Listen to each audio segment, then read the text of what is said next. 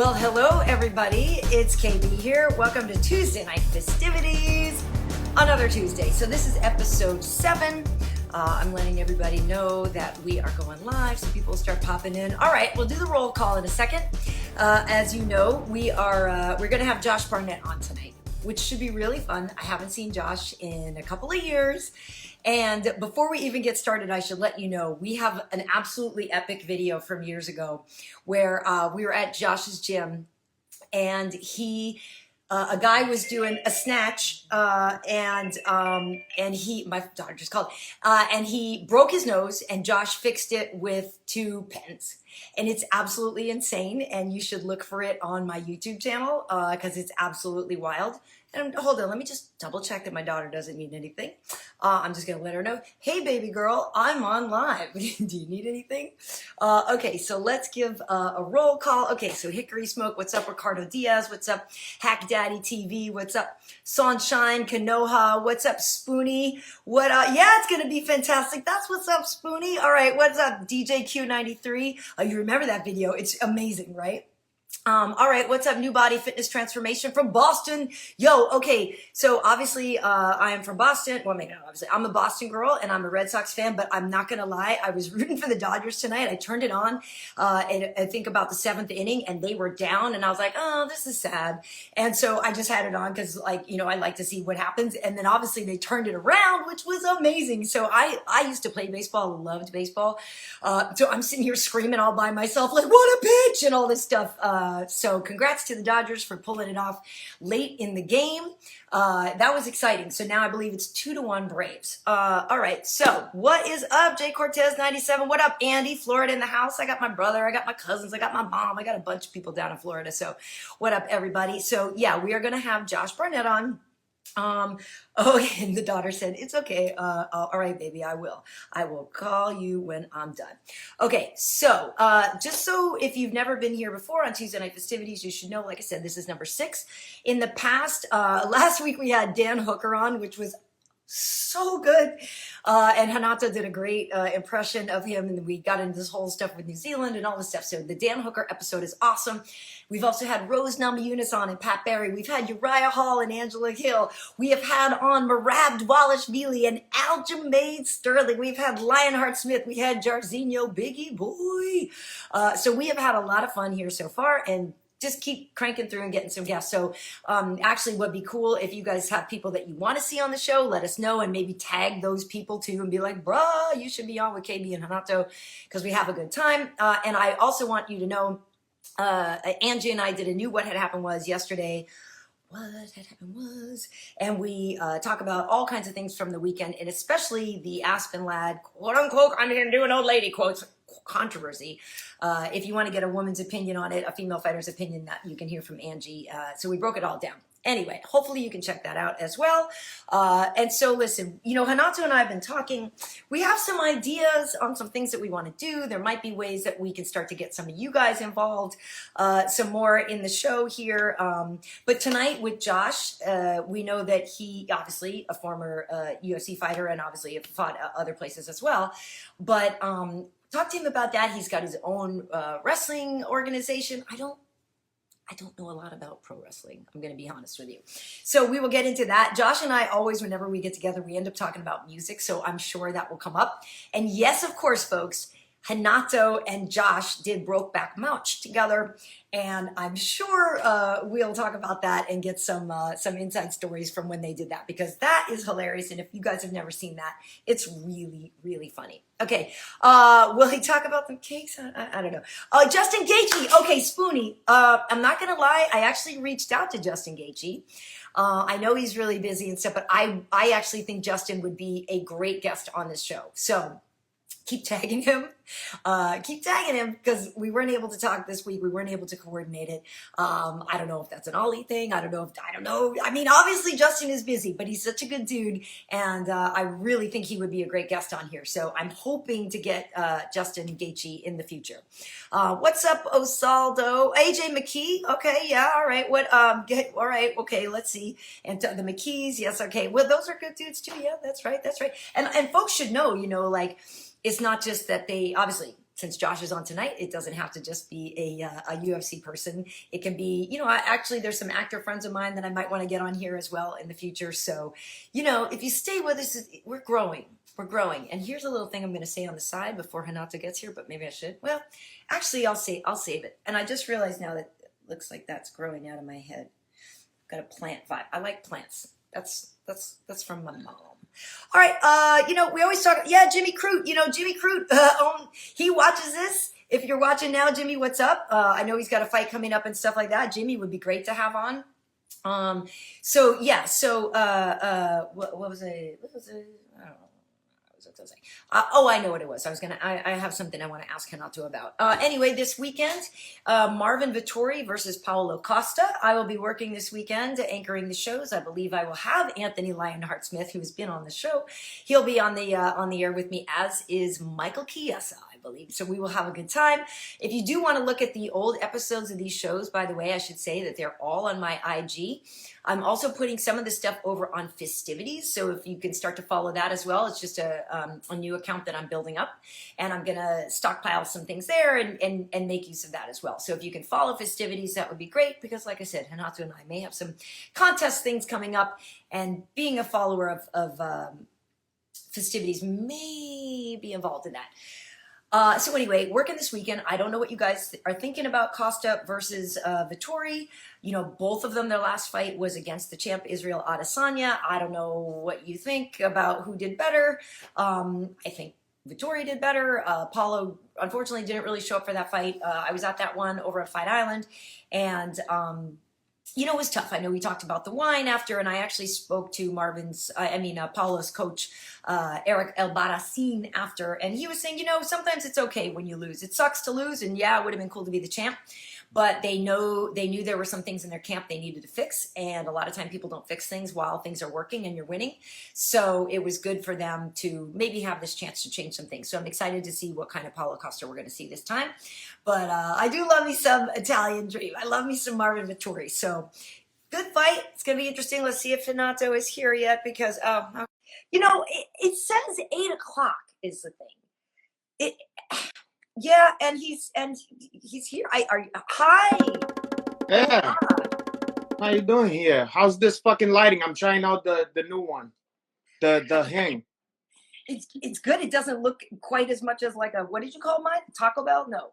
Del Taco. Well, let's see. Let's see about the mood lightings. Hold on here. Let me to know, people, what you like better. Oh, God, are you? Because it's bright. I don't know if it's like, is it too bright, Hanato? Well, now I put it down. Look at that one. Well, that looks good. You look nice and caramelly. I think I enjoyed that one. Okay, all right. That one looks pretty good. Okay, people are, okay, so now look at how many, the followers, the viewers jumped up, Hanato. Apparently you're quite popular. Well, listen, can you blame that ones? They just, they have a good chase. Yeah, they do. And actually, you bring up a good point, Hanato, because I was going to mention this, and then I realized I wanted to mention it with you here. There was a death in the podcast sphere this past weekend. What? Yeah, Michael Bisping and Luis Gomez broke up. Oh, I thought there was a heel death for her. Sorry. Oh.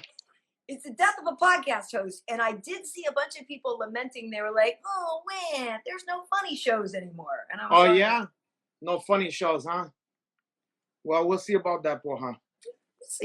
We'll see. So what are you drinking? Oh, just something light and easy and refreshing. It's called, it's like a hard kombucha. Oh, because I figured you were maybe a caipirinha guy.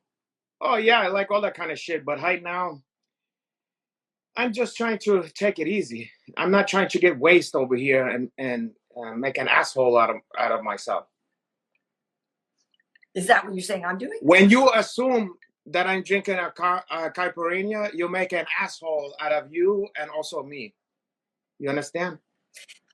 Yeah, I understand. Okay, Hanato, I know we have Josh Barnett tonight. You guys did a really good Brokeback Mountain together. I'm just curious, how long have you known Josh? Like, what's your relationship like with him? I know. Wait, hold on. Let me do the lightings real quick. Let me see if that's too much. Too much. Now it feels like too little now, or it's okay. No, I think it's pretty good. Maybe the left side of you needs a little bit, like a little down from the. Okay. Okay, that looks pretty good. I mean, God, did you get some sun? No. In fact, today I had a fucking shitty day of a bunch of fucking bullshit. I didn't get to get out and enjoy the sun or nothing like that. Just nothing but toiling in the salt mine. Okay, I'm sorry. Well, whatever. We can get into how about that? The Brokeback Mountain. We can get into that when Josh comes, maybe. But I was curious, actually, your take on a couple things, Hanato, because this past weekend when Aspen Ladd was fighting, there was a bit of like a controversy. People are saying they didn't like how her corner was speaking to her. And there's kind of layers to it because she and Jim, they are a couple as well as a coach and a fighter. And some people thought that he was too harsh to her in between rounds. And I'm curious what your take is. Well, first of all, let me start off by saying it's a dangerous combination. I can't imagine how people do this kind of stuff. They you come home, you go to the gym, you see this fucking person here. You come home, you gotta see the fucking person there. You want to have sex, it's gotta be with that person. You're gonna have dinner, you're gonna be with that person. In between hound, you gotta see that fucking person. Maybe in your nightmares, you're gonna see the fucking guy too. I don't understand how people function like that. I have to have the separate stuff. I don't even want to do one of the elements with somebody, let alone all the ones. No, I want to do the sex. You want to do what, but different people. You don't want to do all of those things at the same time. Exactly. Yeah. Yuhika. Yeah. Well, I agree. I agree with you that it can get to be too much to do everything with the same person, right? I 100% agree. And I will say this, I spoke to Angela about this. You worked with Angela Hill this weekend over at High Rollers. She's lovely. So, she's a lovely young lady. She is. Her husband is also one of her coaches. And so we talked about this. Is he the main one, though? Is he the one who talks shit in between house? I mean, he's one. Yeah, I mean, but we were talking about, neither of us actually thought what Jim said was bad. Like, okay, so you have to forgive me because I didn't saw the fight. All I saw was people talk shit, Misha Che, all these people talk shit about it. I didn't even saw what he said. I just saw he had an apology. It wasn't on my radar.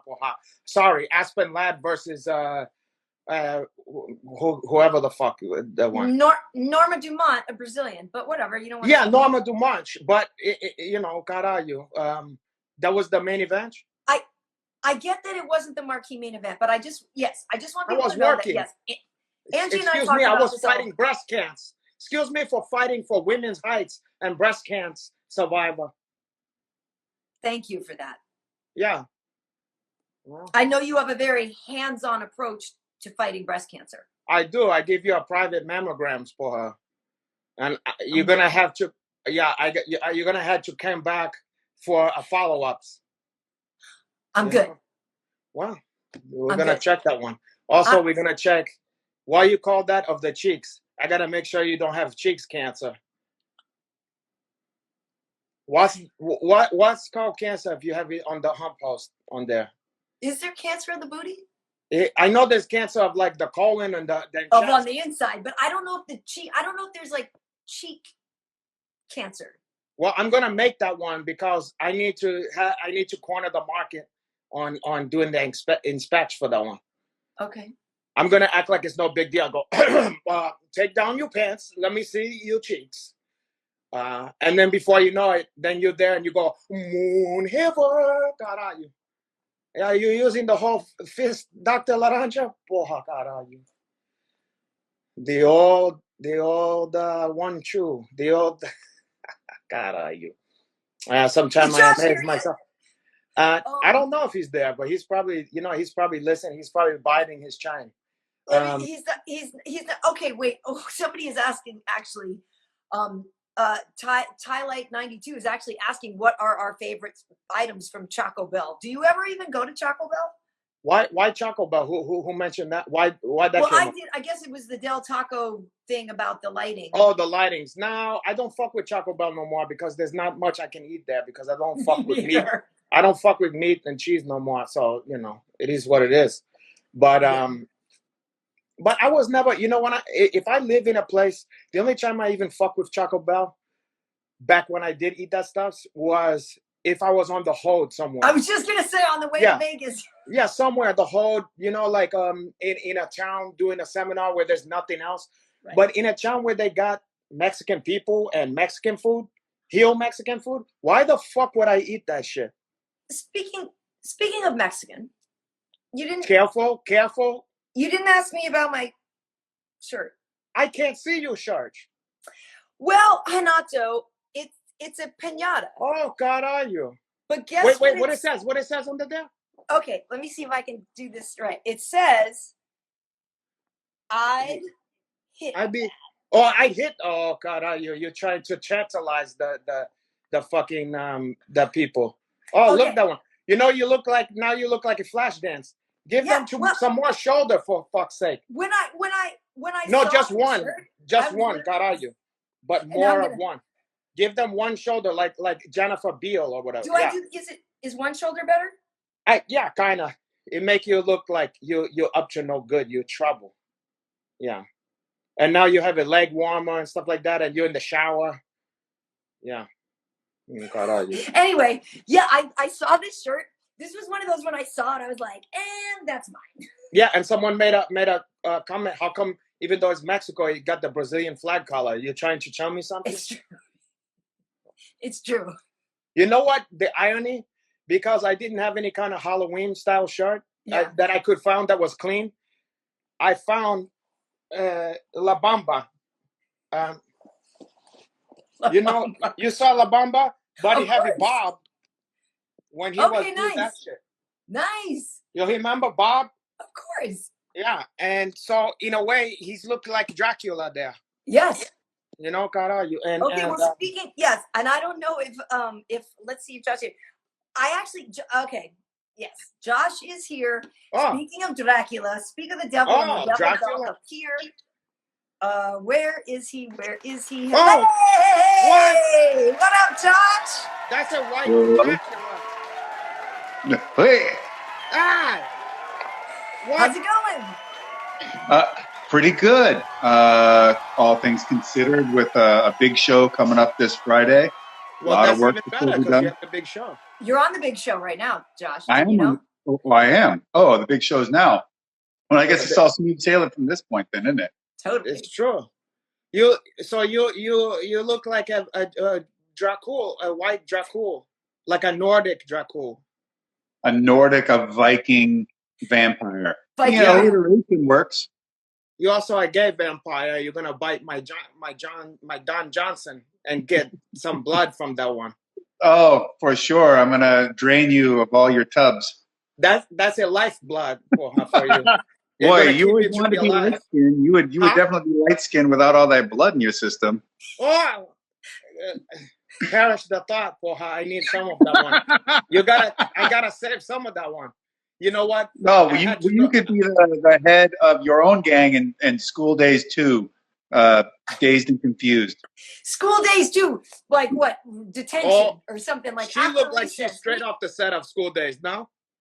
I'm surprised she wasn't in it. Can you believe she wasn't in that one? It's like it's hard to believe. How did you not end up in that fucking movie?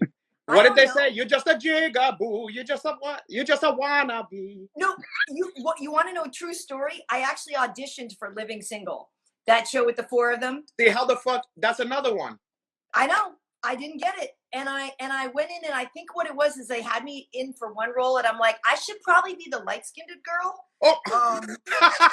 Wait, you requested to be the light-skinned girl? I mean, can I be the light-skinned girl? So I didn't get the job, very clearly. But, I did do Malcolm and Eddie a couple of times. I still get my checks for like 10 cents from residuals from that. So. Wait, that having Malcolm Jamal Warner? Yep. Oh, and Eddie Griffin. How much did Eddie Griffin try to get on you? 227 spinoff? With Jack A or whatever? What you know about 227, Josh? Wait. Probably too much. What was the shit that what's her name used to say? She'd be like Sandra or some shit. Well, you know Jack K? Everything she says is like a cat in heat. But she used to Right. say somebody's name. She'd be like Sandra or some shit like that. Yeah. You remember when Jack K was a thing? Hey, look, you think when I was like 12, I didn't fantasize, do myself, masturbate myself. When you were 12, you were doing it yourself. I was like, wait, where are you going with this? Are you kidding? Of course I was doing that. That was the prime years. That was the salad days. There's years of exploration. Yeah. That was when you're really not getting any, but you have the same testosterone of like a 25-year-old, but you're not gonna get any punchline. That's why kids do destructive shit. That's why they're out there breaking windows and fucking around and doing all kind of crazy shit when they're that age, because they all pinch up inside. Lighting firecrackers. All that bullshit. It's Yeah. all You can't sexual get- energy? No punchline. None. Josh, how old were you when you first got it? Firecrackers, the meaning of life. No. The first time you sealed the deal, how old were you? Oh, well, the first contract I ever signed, I think I was like Oh, Yeah. God, are you? 20. She mean intercourse. Oh, okay. Sexual. I'm holding sexual out. intercourse. I'm holding out. You still a virgin? So wait, the closest that you came was me and you, Paul, huh? Well, Yes, I Brokeback wanted to save it for someone special, buddy. And I couldn't find anybody with as smooth Egyptian cinnamon skin as yourself. Yeah. Who has just the right amount of product in his hair. Not too much. Come on. Knock it off, Paul, huh?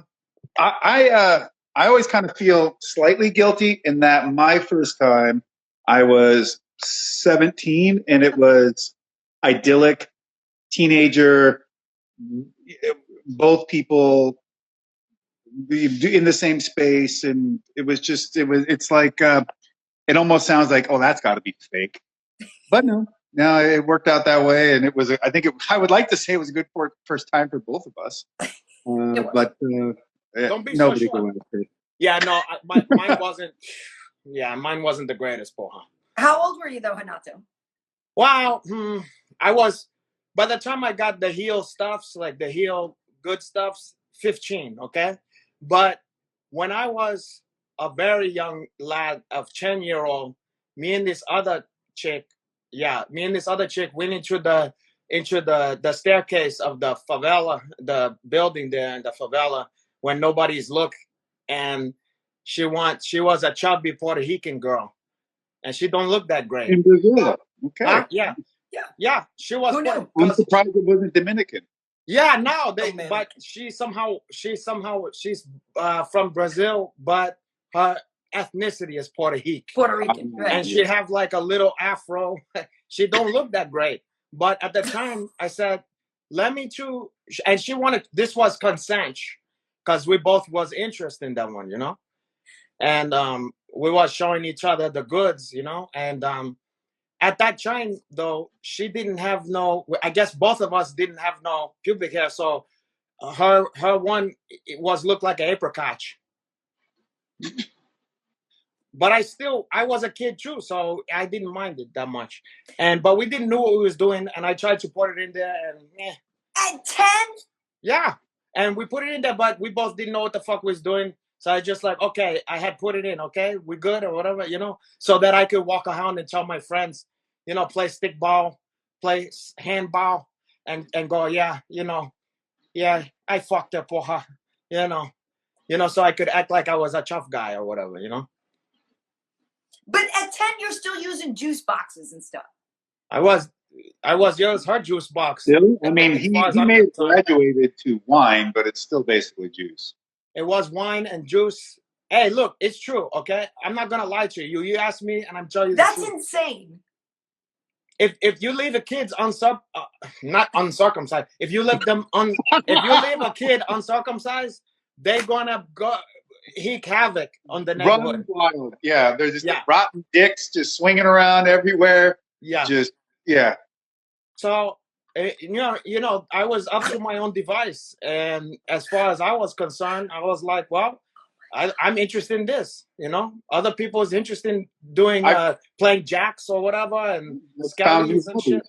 Huh? Yeah, I found new hobbies. Yeah, why not? Yeah. And by the way, other kids was doing a lot of other crazy shit too. They was doing some don't let you open up the door in a stall of one of the like at the kindergarten or at the fucking when you was a kid. There was kids doing all kind of crazy shit. How bad is Rio? I had no idea Rio was that bad.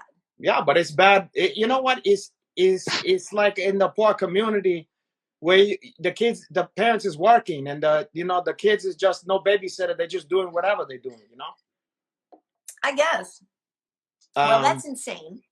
Yeah. Well, it was true. But anything else from Hanato? I mean, he's a lover from get, right? I mean, it's part of his genes. Yes. And then when he doesn't wear jeans, it's still there. That's true too. It's always there if I don't wear jeans. Yes, no, it's only accentuated. Well, sometimes if I have the kind of jeans, I don't wear the kind of jeans like Howard Planch, where you can see his joint in there. Right. You ever seen the kind of jean he wears? You can see the head outline. They're vacuum sealed. That was the trick then. Yeah, they used a vacuum seal on the left pant leg, and it just really suction cups it to the old rod. Maybe I need that like a Han Popil, and to get hit of some of. I think this is an avenue that has been unexplored in this modern era. It's gone to the wayside, simple like Chuck Norris martial arts jeans for kicking with a gusset crotch. Yeah. Action so why not? I just thought of something. You know how women is always have like if you get a woman with a nice curves and big booty cheeks and stuff, you know how they have a hard time getting the ass, like the jean over the ass part, and they go like even they do video of that one. Yeah, because then you get it up, and then the waist is like huge, and you have a tiny little waist. So I'm very hourglassy, and so then you're there, and you have like a giant ass waist. I love that. But here's my idea, and I patent that one. Okay. The pants is kind of loose. Okay, you put that ones, and then it's like a Han Popil. You vacuum suck out the rest of that one, and it's cling to your cheeks. I'm a little worried that the downtown LA fashion district Mexican shop booty jean specials might have this market cornered already. It might.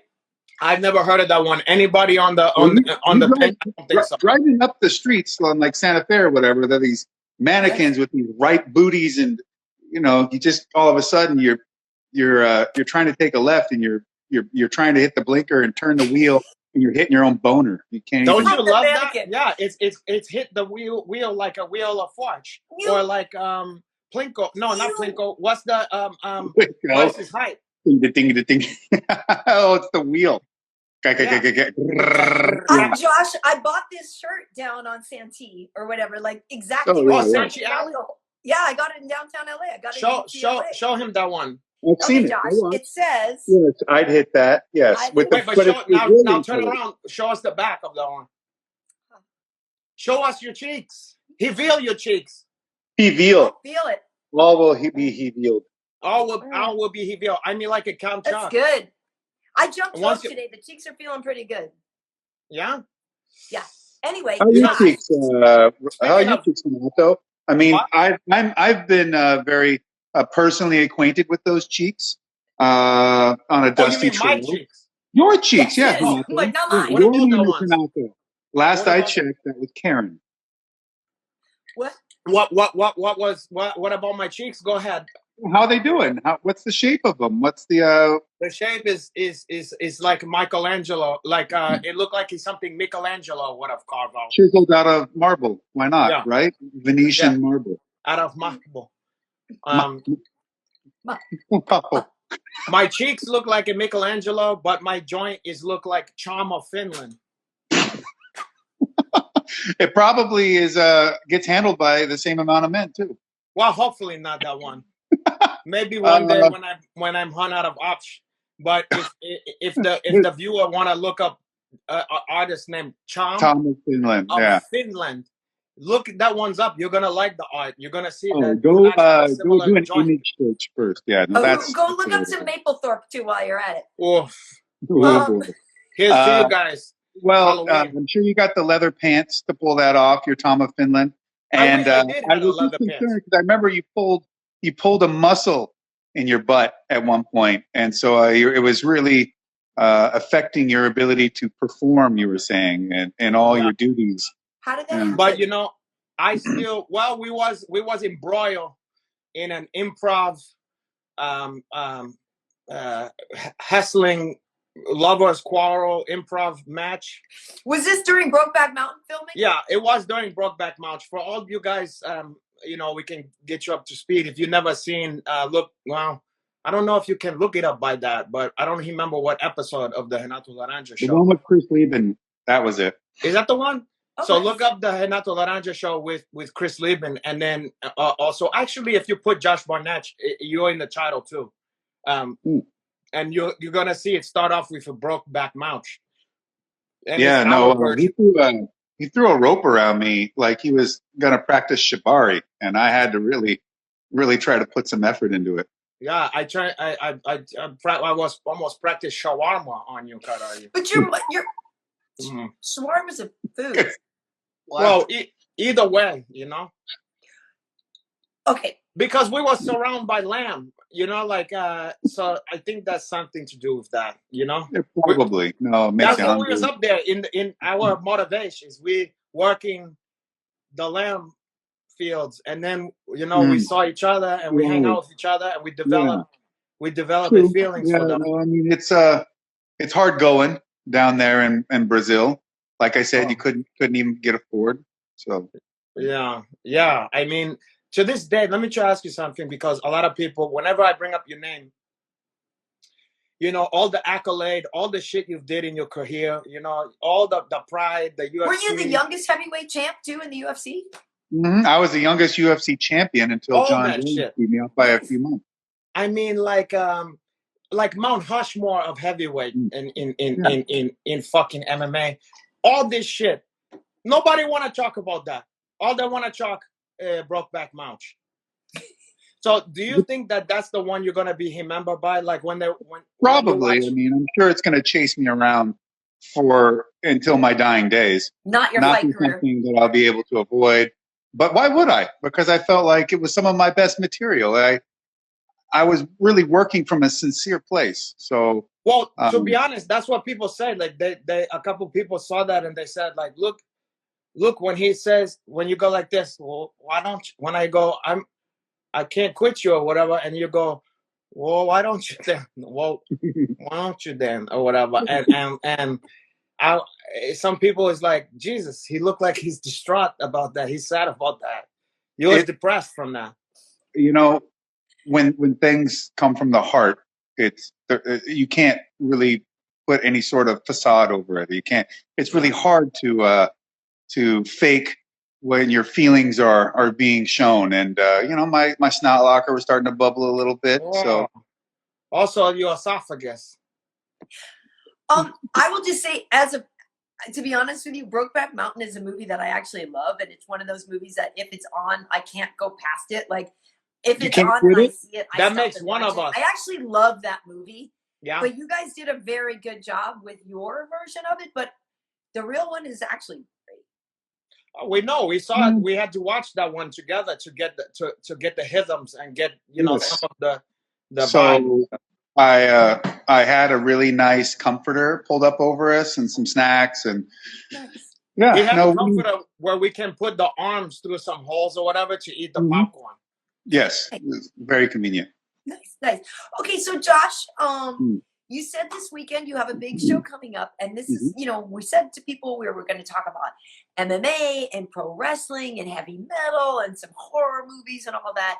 And I do want to know what you're up to, because are you promoting your own thing now? Is it MMA? Is it wrestling? Like what are you doing now? Because obviously a lot of people know you from everything that you've done in the past, but you are continually, I don't want to say reinventing, but you just keep moving forward and creating cool stuff. So I'm just curious what exactly it is this weekend and what you've been up to lately. He's turned into Chad Kaczynski now. Look for her. He's gonna give you his Manifesto going to be the Unabomber, put a little hoodie on and Yeah, I mean, like Uncle Ted, I would like to write something someday, Yeah. but I'm not one for using the post office. So No. if you get a letter from me, things have gone terribly awry. Things have gone high. Hi. Not unlike the whiskey you're probably drinking here. Yeah. I'm drinking a little bit of Warbringer, my own hooch. Why not? I was just curious because I wasn't sure if this was somebody who sponsored you or if this is your own alcohol. It is my own alcohol. I joined on with Sespe Creek Distillery after a couple of years of them being in business. They had Warbringer blended mesquite bourbon, which I really found a liking to. But they reached out to me about doing something. And I said, well, look, I've actually been approaching distilleries. I truly want to be a part of putting a whiskey on market, but I'm not here to just white label and slap my name on shit. It's really important to me that I'm a part of this entirely, and I wanted to do something single barrel and cask strength.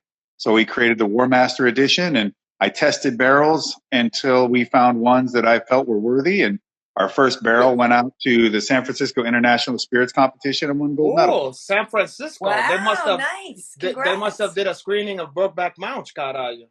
Well, I mean, we did send that with it as a little bit of incentive. That's how you got the market. They were like, bring it, honey, bring that sour mash. You said Cheers. it's a bourbon. Cheers. Now I got a question. It's a bourbon, yes. Okay, do you stomp on I you? was just gonna say I don't know I like because whiskey to me is something that I'm learning to appreciate more, and I do like bourbon, and I've drank Bullet, and I think that's pretty good. That's bourbon. I'm to me I don't like it when it's really peaty. I don't like it. I don't like my scotch and that kind of stuff to be like overly earthy. Does yours taste like dirt? No, I would not qualify it as dirt. It tastes more like a snuffed out campfire. Oh, caralho. There's a person who's had it, and Olivia Zita, she said it's freaking delicious too. Got a bottle and not much left. And that's a bottle of the War Master Edition, which good luck finding any of those anymore at the moment. We'll have to wait until there's new barrels that I can pick from, but that are of age. But do you ever drink mezcal? I try to avoid it. Honestly, tequila makes me crazy, and so mezcal and tequila like that. I love tequila. Girl. That's my favorite liquor for her. If you like the smokiness of the mezcal, we are very similar in that fact because we're using mesquite just like mezcal does. Okay. So it's kind of one really cheap way of talking about it is describing it as like a bourbon mezcal bastard child. But there is no tequila. It's just that we use mesquite smoke, and part of that idea was our distiller who created this line, David Brandt, wanted to create an American Isla of sorts, like a Laphroaig or a Lagavulin or Ardbeg, with this heavily smoked whiskey. What the fuck is called Ardbeg? What? Ardbeg? Yeah, that's a Isla Scotch. That's like I'm part Scottish actually, so I should like whiskey. And you're also part black, so you like the mesquite. That's like a barbecue sauce. I'm also part black, so I'm gonna steal some shit. No, not that. The barbecue sauce. You like you have a mesquite in there, like open pitch. Okay. Sure. Why not? All the Baby above. Hayes barbecue and stuff like that. But and so his idea was, well, we live in the Southwest, so what would a Southwestern Isla type expression be? Well, it would be mesquite smoked. We don't use peat, and so we sherry finish. You live in the Southwest now? We do. So California is part of the Southwest. Oh, I'm thinking of I'm thinking of like Santa Fe or something like that, No. It's not Albuquerque or. He didn't retire in Tucson, right? Yeah, I was like, what's going on here? Okay. Well, so now, in any case. What up, Juan? Good stuff. And you can get it. We're getting in the fucking weeds. We're getting in the weeds about your bourbon and the minutia. That's exciting though, Josh. Actually, that's perfect for you, Hanato. You're with the high roller stuff you're doing. You're all about being in the weeds. Yeah, well, I'm surrounded by those heat addicts. I gotta make sure everything is kosher over there. You're doing the robot, Hanato. Your Wi-Fi just got That shouldn't be. weird. That should not be. What is it still like that? Anyway, Josh, while Hanato's over in robot land, Wait. The groan. That's actually interesting because it's funny because you know we've known each other a long time, and in that time, both of us have known each of us have varied interests. We're not just fight people, right? So, was the whiskey, was that something that you kind of always had in your mind as something you want to do, or was it just the fact that sort of kismet kind of worked out with that specific company and whatever, like, or was that a lifelong dream? Well, yeah, since I was a young, 6-year-old lad getting shit-faced behind when you were 10 poking girls, you were thinking about also drinking whiskey. Wait, am I back or no? Oh, you're back, Hanato. Hi. You're back. Okay, well, hey. So, hey, listen, I shared that information about my sexuality and my, having sex at a young age. And you're going to use that against me now. No, it's all in good fun. It's meant to bring a little bit of lightheartedness to such I'm just in shock, actually. Scenario. I'm just in shock. Listen, I was a very sexual young man. I wanted to make love to women. I wanted to make love to women. I would have, big lung.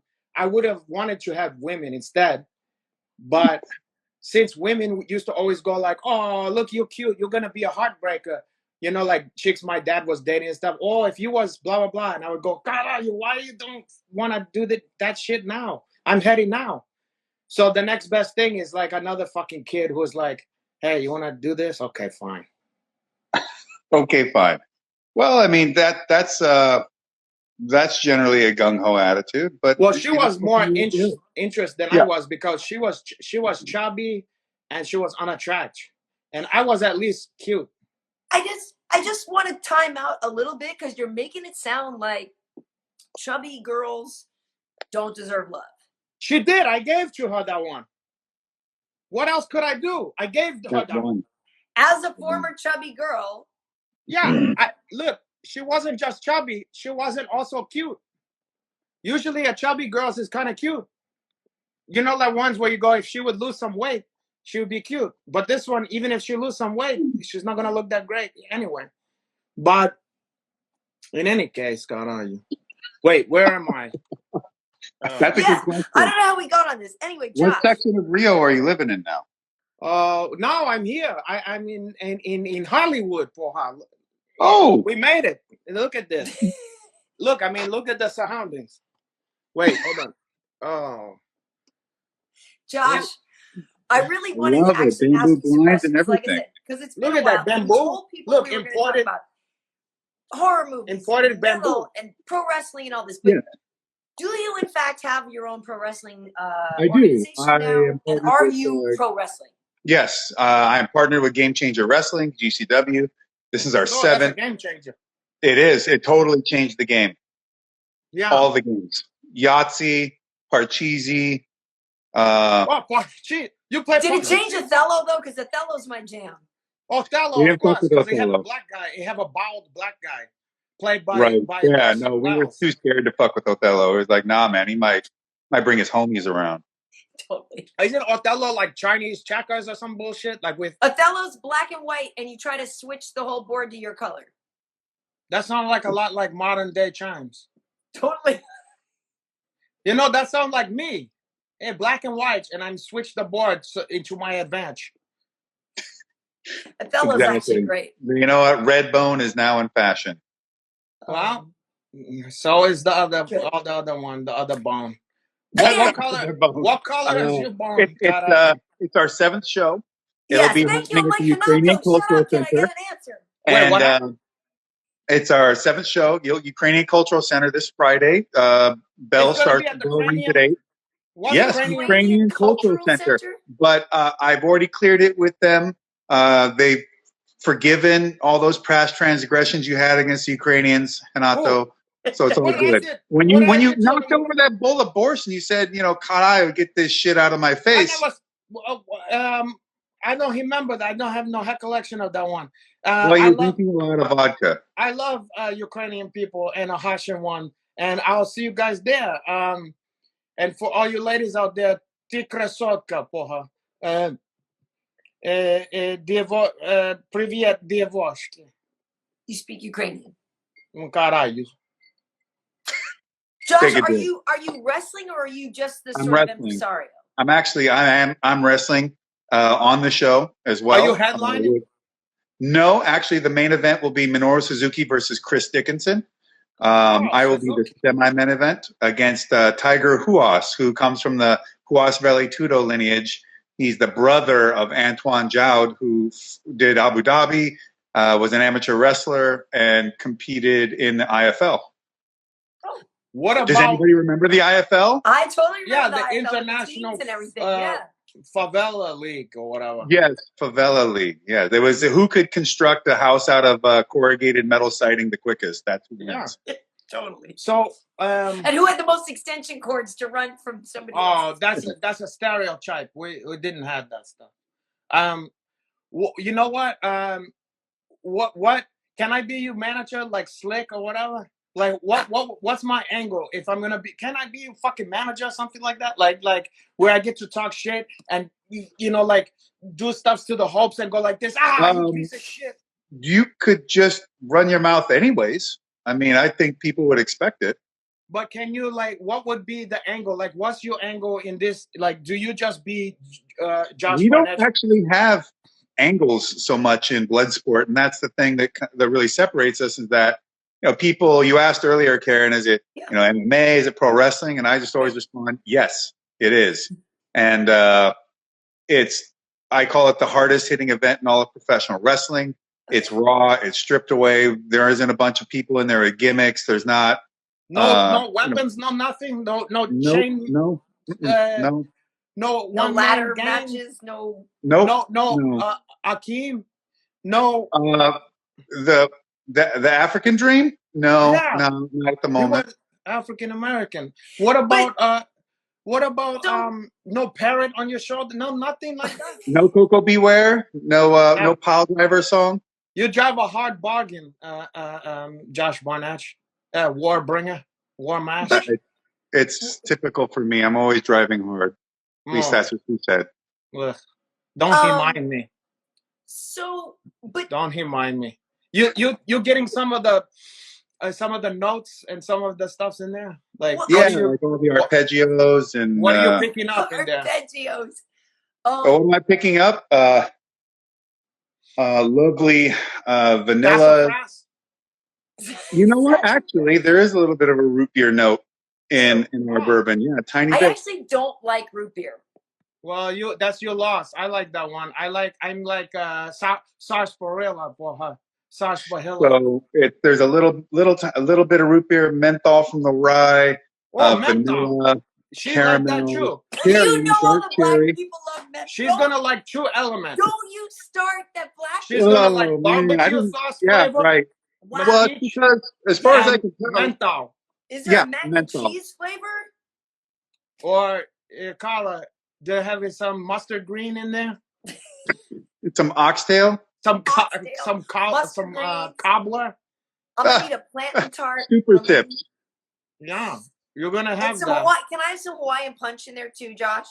You can have some Hawaiian punch in there. I'll give you a grape soda. Grape soda. Yeah, grapey soda. That's one. Kool-Aid with double the amount of sugar. Yeah. Sunflower seed. Sunflower seeds, the ranch ones, Cool Ranch. Yeah, the ranch or maybe hot sauce flavor, whatever the fuck they want. Sounds delicious. Yeah. So this is going on this weekend, Josh. Is that also televised? Or I'm gonna go that one. If people aren't there live at the Ukrainian Cultural Center, and you can get tickets on Eventbrite, just look it up. Here in LA, Ukrainian Cultural Center in LA. Yes, on Melrose. It's in that Hell Mel area, like Heliotrope and Melrose. Yep. Okay. Now I got a question. You invited me to Is that it Saturday or Sunday? Friday. Friday. I'll be out of town. Dang it. You invited me to that one. and I accepted, you know. Mm-hmm. But Are you then going, Hanato? that's when that's when the conversation was end. So either there's two things that's gonna happen. I'm gonna get there, and they're gonna hold out the head carpet. They're gonna bring me in through the back door. They're gonna offer me all kind of Mm-hmm. hors d'oeuvre, bottles of war bringing. Bottle service. Okay. Right. Or I'm gonna go up to the thing like that, and the wind is blowing like that, and the garbage from the street or whatever, and then I'm gonna go one adult for Ukrainian Ukrainian mania or whatever the fuck it's called, and it's gonna cost me like $17, and I'm gonna sit in the back and be depressed by myself. Is that how it's gonna be?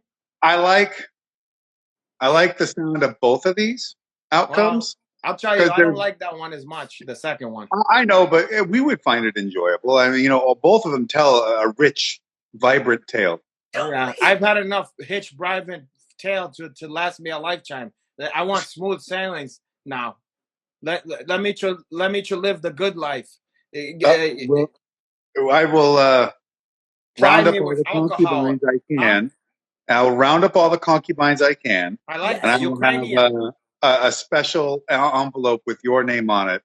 Can you bring some Ukrainian ones that was brought in like a ship container or whatever? They're still holed up out in the bay right now. We can't, none of the cargo ships are able to get in. They're all stuck out there. But we've been sending food by drones. We've been sending food by drones. They've been getting sandwiches. They're fine. Can you send your Uncle Hanato by drone? Yeah, Masha and I don't know, Yana. They'll all be fine. They're good. They're all. Can you imagine if you just send me there by drone? I just hold that one and you send me there, and I just hang out with the girls in the cargo container. They could probably use some entertainment. I think that 1987 version of Highlights magazine I left with them is not really doing the job at this point. That's I already probably filled out all the puzzles too.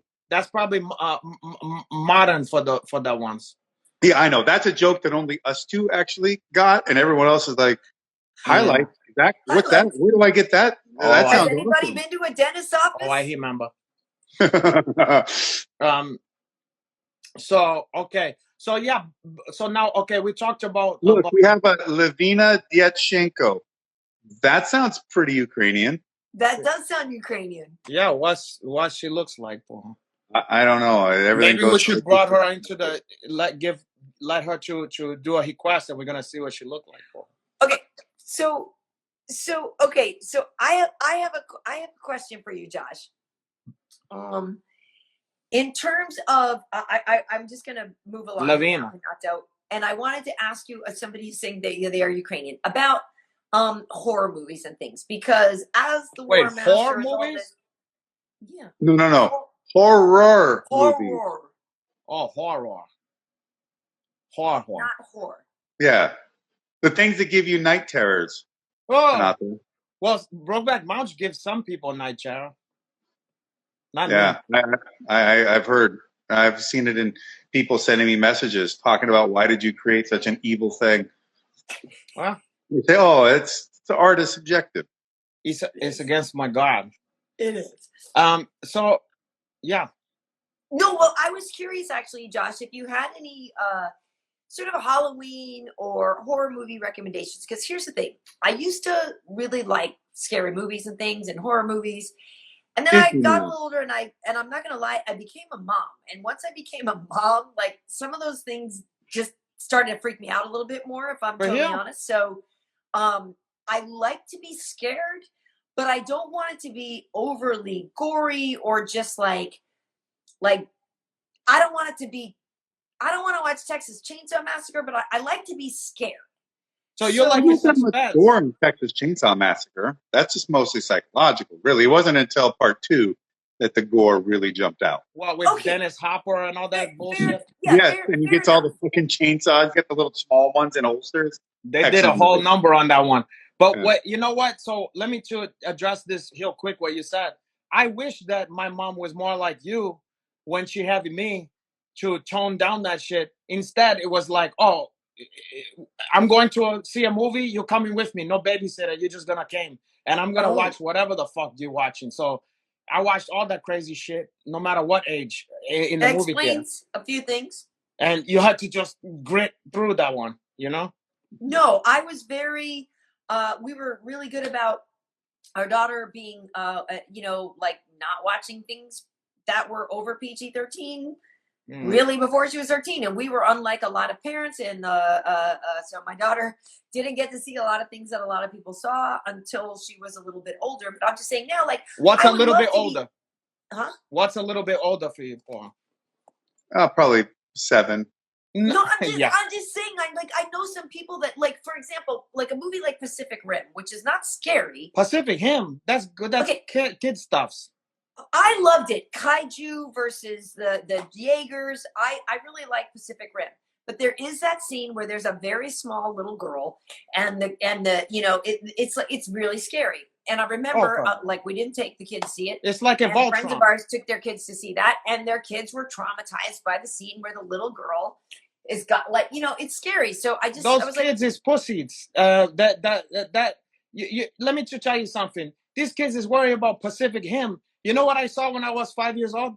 Eraserhead from fucking David Lynch. Why did you see that? Because, like I said, they made me watch whatever the fuck they're gonna watch. I'm watching. What fucking art commune were you hanging at where you're watching Eraserhead? Yeah, and it was fucked me up. And you know what else fucked me up even worse? For some reason, Pink Floyd, The Wall. Because yeah, that's intense. The part especially when the people are on the conveyor belt falling into the meat grinder. It's intense. That fucked me up too for a while. They go, we don't need no education, and then the kids is going to the conveyor belt, and you don't see till the end what it is, and then you see they turning into sausages. Yeah, they're turning into greenest people. Well, that shit, that wasn't as bad as the fucking whatchamacall, but I saw The Thing when that shit came out. I saw Alien. That's one of my favorites. That is a big recommendation for me. John Carpenter's The Thing. John Carpenter. You know what? If you're not into the gore, John Carpenter's Prince of Darkness, massively film. Wait, in the mirrors and shit. Yes, and then there's that container deep into the church that you can't really see what's in it, but there's bubbling and all kinds of shit going on. And that's a good one. Psychological. Very psychological. But if you like, you know what I think she would like, and don't ruin that one? She would like The Others. The Others? Did you see that? With Nicole Kidman? Oh, I saw that. You didn't like that one? So then what the fuck do you want to see then? Why do you like that? I didn't see it, actually. Okay, how about The Shining? Candyman. Yeah, The Shining is brilliant. The Shining scares the shit out of me still. You know, Halloween, the first Halloween is no gore in that. I love that. I love that shit. And, I like all the old one. There is some gore but not very much in The Fog. Not as good for the scariness. That one is so dated. The Fog is very dated. So dated that you're not going to get scared. Part of why I like those movies is because they're so dated. I love going back to it. Of course, I've watched those kind of movies with you, but even worse. So I like that, but it's different. You want to laugh or you want to be scared? Because if you want to laugh, I mean, I just watch. I'm not one of those people who start Halloween on fucking October 1st. But like yesterday, I think I was okay, it's Halloween Chinese. It's Halloween season for me. So, but I started out light. I watched Dracula. Now, that's good. Did you watch it on Night Flight Plus? I didn't, but it's on. They have it on Night Flight, which I have on Plus, but they have on Amazon Prime right now. Oh, you'll have it Dracula, but then you gotta pay for Dracula Scream. But what? Yeah. Well, no, I have. Last night I was watching a little. It was on TV or whatever. The Bram Stoker's Dracula, the one. No, but mine Bram Stoker's Dracula. We're talking about with Gary Oldman, and I really like him, and I forgot how much I knew about it. And literally, as the scene was playing out, I was like, I have crossed oceans of time. Yeah, that's it. Like all of that, like, and I'm literally mouthing it. I was like, holy crap! Like I forgot. Hold on, I got a correction being brought in here from Chris Dickinson. What's up? Oh. Oh, Nice. wow! You It's know so what? good. Yeah. Well, And I'll you Josh, be know, honest. I forgot like Last how time I watched, campy and yeah, cheesy it was, but it it's is fun, cheesy. right? But like you the Tom Cruise one was way over the top too. Wasn't there a Tom Cruise one with like Brad Pitt that Interview was with a way over the Vampire. top? yeah, that's a whole different shit. That's like a soap opera. But this shit here, you have like your own. You are Dracula. You have your own Henfield over there. Your own assistant. You know Henfield. Oh, he does, yeah. That look at that I'm guy. a That little bit like Dracula. I have he's, who my is the fucking human. guy? He survived on cockroaches and he's mad. Oh, He's right. insane. Yeah. Your friend. That's your. Chris. Yeah, he's my human. He's your Whatever. familiar. Yeah, my familiar. Do you guys watch You're What We too Do in the familiar Shadows? with that guy. I saw the movie, but I did Right. not. I don't have television, so I don't watch the Oh, hey, someone said Angel Hearts. Angel Heart's great. By the way, Angel Heart's great. my dad is in that fucking movie. So if you watch that movie, everybody at home, if you watch Angel Hearts, and he goes to the church in Harlem, there's a preacher who's like, he's like, people talking about I'm hiding a hound in a Cadillac. If you love me and you want to give to me, I should be in a horse for her. And his name is Pastor John. And then later on, they carry him on like a thing in the streets and all this stuff. Yeah. Does he ever do karate? He never did karate in that one, but yeah, he got that crazy. part. Yeah, he know karate. Well, so me and Hanato go way back with movie stuff, and so one of the last there was a Renato Laranja podcast episode. Me, him, and Alyssa Garcia. We watched a real gem of '80s horror, The Neon Maniacs. I don't know that one. But yeah, you're gonna need to fuck with that. Oh, never heard of it. Yeah, everybody look up Neon Maniacs. That shit is crazy. All right. That movie makes no sense. It has the plot isn't really all that flimsy. It's just the story behind how the hell the movie was made in the first place is just like who, what, and then the people committed suicide or something at some point. So that's it. It's just a fucking mystery. It's crazy. She don't want to think about that. I don't want to see that one. I will say another movie that I love, and it's not really scary, is Shadow of the Vampire with Willem Dafoe. Oh, well, that's like a comedy. That one's great. That one is amazing. That movie is hilarious and funny, and like, and for people who don't know, like, he's a quote unquote like real vampire, and these people go to shoot this film, and they don't know that they've come across this real vampire. And Willem Dafoe is freaking brilliant. And like, he's brilliant in anything. But Shadow of the Vampire is one that I love. Josh, the premise is if in Nosferatu, yes, they were shooting it, but somehow the guy who played Nosferatu was a real vampire. Was a real vampire. So you shooting Nosferatu, and in whatever year, 1920, whatever the fuck it was, right? And Willem Dafoe played the guy, you know, and it's like a dark comedy, boy. It's a very interesting movie. Yeah, you would love that one. Yeah, I like some Dafoe. You know, I like some Dafoe in my life. Like I watched Streets of Fire not that long ago. So that's the first time I ever saw that guy in my life. Yeah, I had to. The girlfriend had to see it, but I'm always saying, okay, you ever see this movie? No, you're gonna see this movie. Like Night of the Comet. Showed her that. Had her watch. She had never seen Big Trouble in Little China. I said, "There's no way this is gonna exist on our lives." And I showed her that. Here's a one people won't know probably a lot of. Death Machine by Stephen Norrington. It's a. We saw that. We saw that together. No, didn't we do a review of that one? That's not about a car. No, we didn't. But we really could. Death Machine. We did that on the Oscars one. No. We did. What the fuck was that movie? If that wasn't called Death Machine, what the fuck? No. But it's something like that. Yes, you that remember was about the weird beginning with assassin. And then the best part of the movie is the opening hand-drawn intro with the thing like with the faces and shit.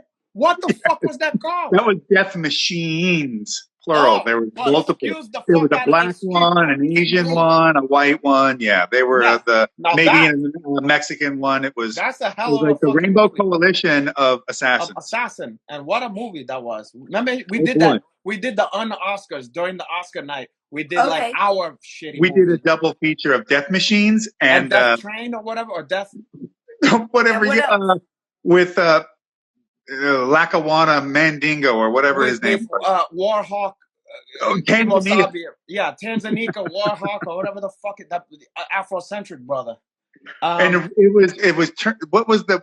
We rented it under one name, but its original name was it's either Death Train or Gang Wars for whatever reason. Yeah, it have some. Was this when Blockbuster was still around? Like, when did you guys find these shows? You can find a lot of that shit on YouTube.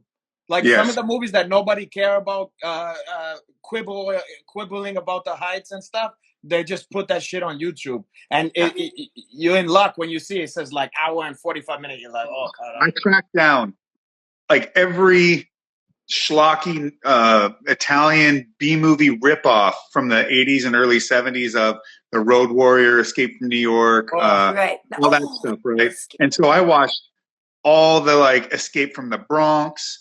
That's an Italian one too. Texas Gladiators 2020. Rome New Gladiators, that's a Fulci one, which is also called Rome 2058 or something like that. Oh yeah, I made Chris Dickinson watch that one. He liked that one?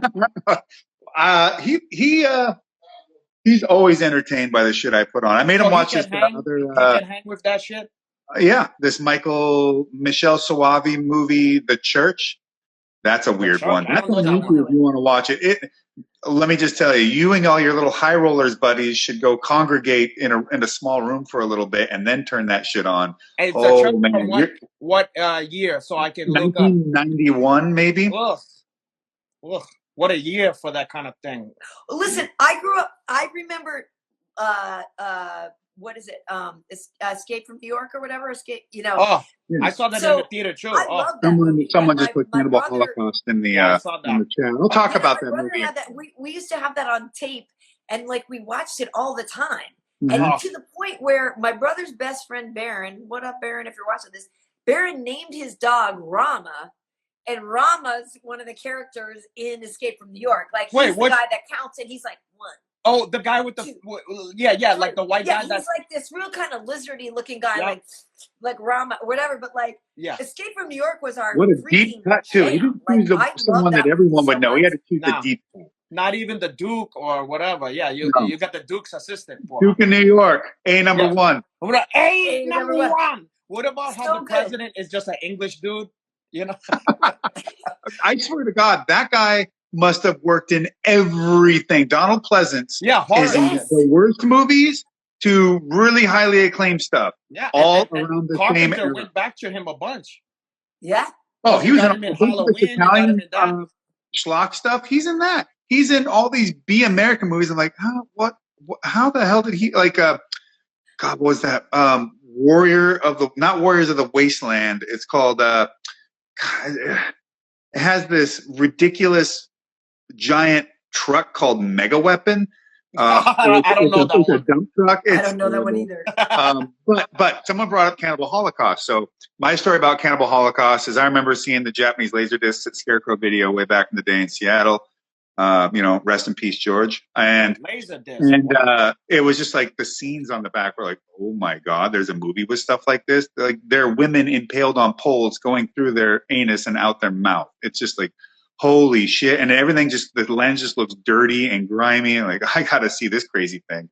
And at some point, we managed to rent, actually, the first time I saw it, it was showing in like 35 millimeter at the Egyptian Theater on Capitol Hill, Midnight Madness, the full deal, uncut, everything. And so I hit my buddy up who I could get to go watch weird stuff. I go, hey, come watch this movie. I mean, this is basically like Blair Witch. Fuck that. They stole the whole premise from this film. This is the major found footage film that came out that had people all freaked. And it was like banned. Kind of Faces of Death, but a movie. Kind of, yeah. That sort of with a story. Yes, Yeah. that sort of it had that legendary kind of aura around it. And it was banned in all these different countries and everything. So, well, because they claim it was heel people and this and that. right, And all of that course. shit. So, A and it was snuff. pretty gnarly and realistic in a lot of Yeah. ways. But so I show up and my buddy brought this chick with him, who I guess he's dating or whatever. I'm like, oh, or it's his new lady or something. I'm like, okay, you brought her to this. The movie that your buddy was like, oh, hey, let's go watch. So I'm thinking that she's going to think I am one fucked up, weird individual. Like, oh, this is what your friend is like. Oh, come Your friend's do into this some with crazy me. stuff. But as it turns out, she was crazy too. So whatever. Oh, she was feeling that shit, huh? I guess, yeah. Cannibal Have you Holocaust. actually seen Faces of Death? Like, it's funny you brought that up. And Yeah, that shit's garbage. It's basically sprinkle in. It was disappointing because they sprinkle in some heel shit, but most of it was a bunch of horse shit. It wasn't real? Actually, Faces of Death, Faces of Death, the first one, there may be a little bit of like news footage stuff, but they're all practical effects stuff.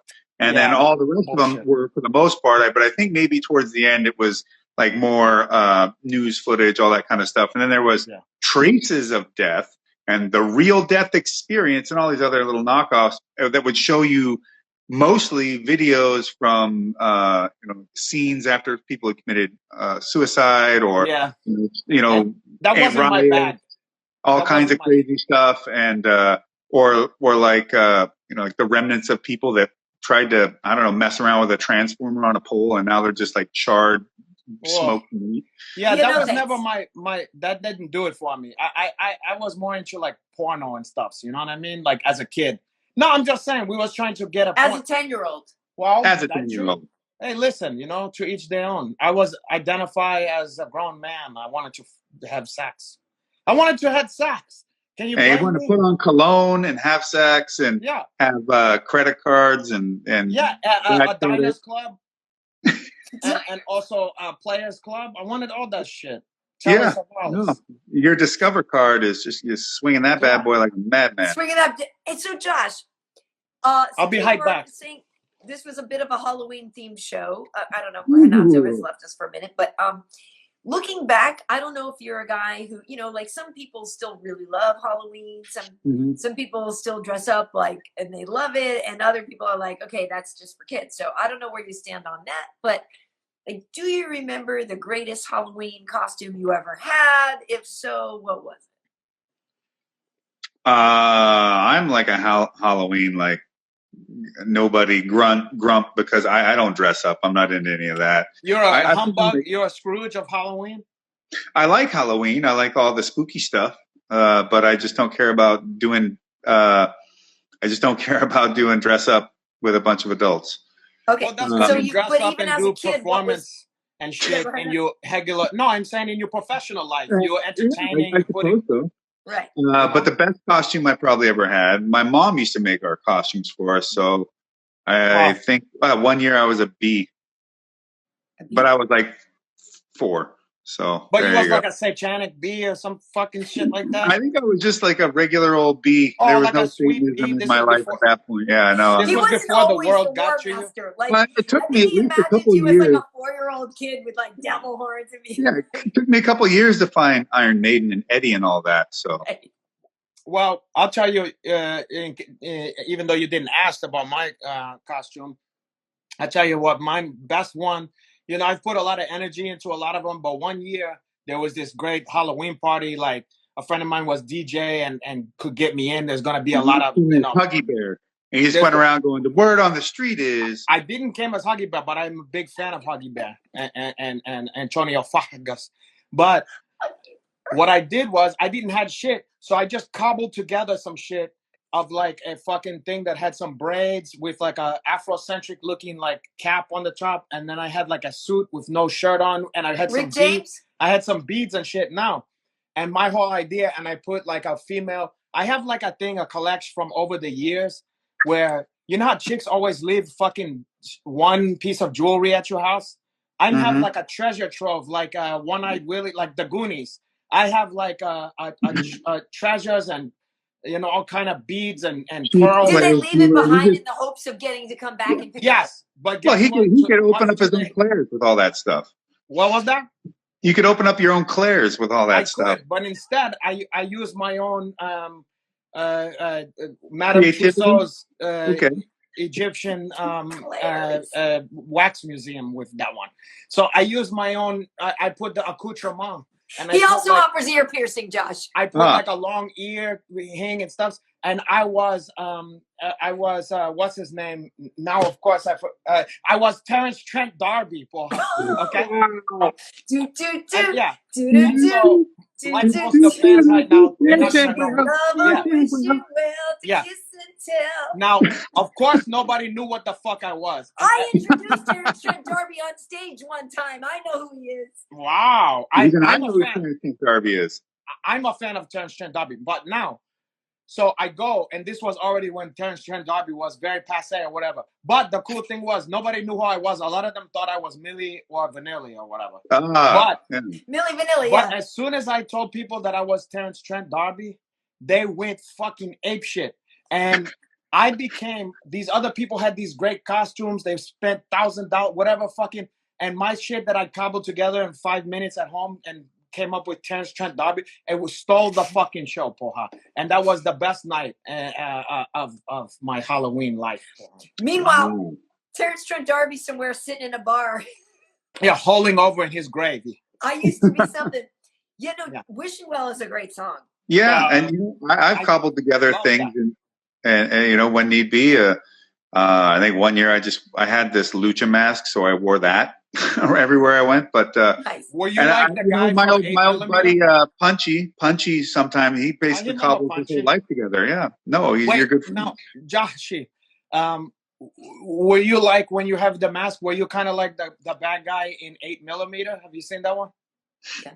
I was not like the bad guy in 8mm, which that movie I felt I wanted more payoff. You would be good in that as that guy though. What was his name? I can't even remember. I forget. Remember, but he liked that music that you like. You know, it was like, you remember? When you finally go to his house, like in Queens or whatever, like his mom's house, and then you don't remember the movie? I remember 8mm with the kids. That's 8mm. No, that's Nick Cage.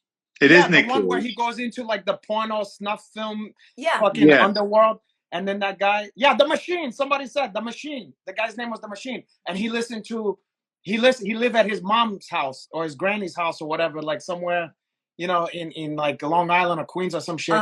And then he was listening to like, the kind of shit. What do you call that music that you like? The one death metal. I guess that's the one that go, I mean, that could have been Immortal. That sounded like a boss. What, Immortal? Mm-hmm. How come you pronounce the T a lot? It's like Immorch, like Immortal instead of like Immortal. I'm from Seattle. We just we have great diction. We enunciate. Well, in Brazil, we call that band Immorch. Some great diction every now and then. Hey, no, I went to Seattle this summer, but no. I was going to say, did you get a good rate on an Airbnb in the Chaz? No, I took my daughter up there and we stayed downtown and we had actually a really good time. I like Seattle, but no, I was going to say my greatest. No, they asked. I'm gonna have to say it. One of my greatest Halloween costumes was when I was a VJ at MTV. I went as Slash. And I actually pulled that mother cracker off. Like, I looked good. I had leather jeans and like a leather jacket on, and my hair, I like it when you like put the hat on. Yeah, I could see that one. Because Slash is half black, right? Well, he's an octoroon for him. Octoroon. I'm a quadroon or an octoroon. Yeah, or he's something like that. I had this, and like I had like a cigarette hanging out my mouth, and I did it, and I need to. Oh, geez, I wish I could find a picture. I bet you they exist somewhere. Like, I don't want to say I had them fooled, but like, I really looked like Slash. Like, I did a really, really good job. And I might have to bring that back. Why not? Why not? Yeah. I can do the actual Rose if I just, keep eating and stop working out. Oh. Yeah. Yeah, he looked like he's hilly, but he could still sing, no? I think that remains to be seen at times. Oh. Wow, he used to be able to sing. Yeah. You know who could still sing? Howard Plant. Sway. Yeah. Yeah, I saw Robert Plant live. He could still hit all those fucking notes. I was surprised. When did you see him? I saw Robert Plant years and years ago. But when This would have been, now it might have been 10, 12 years ago at the Wiltern. Mm-hmm. Yep. Oof. He was doing all that stuff. That he was hit all that all that shit. You know, like he was. Even though he was an old guy. I thought you only saw like Keith Sweat and stuff. No, I like all the different stuff. I like good music more of all genre. God, what was that shit? I'm forgetting his name, but freestyle. Somebody called me that early in the fucking podcast here. Stevie B. Stevie B. Yeah, Stevie B. That. Well, I wasn't a big Stevie B guy, but I knew a little couple of that. You were more. What was it? What was the other one? When I Hear Music. What was that girl's name? Oh, Lisa and Cold Jam. No, was that her? No. When I hear music. Oh,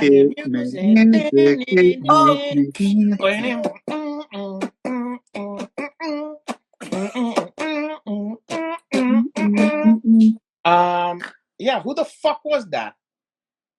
But I like Lisa, all that shit. Yeah, of course. That stuff sounds.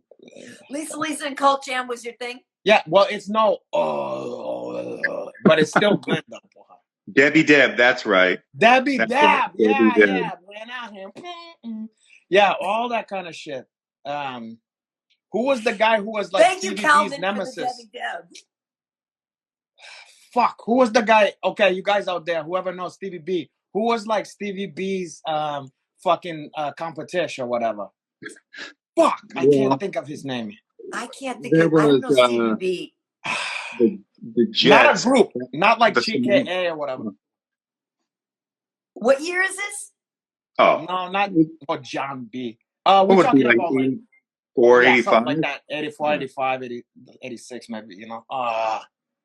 Here goes Carayo Corpse. No, it was not that. That's that. I don't know. In the 80s, all I did was listen to like U2 and Echo and the Bunnymen and the Smiths. Like that was my. 80s. You was on that tender. You like the tender honey stuff. High school. Shit. Here's my she story of definitely high has school some music. feelings.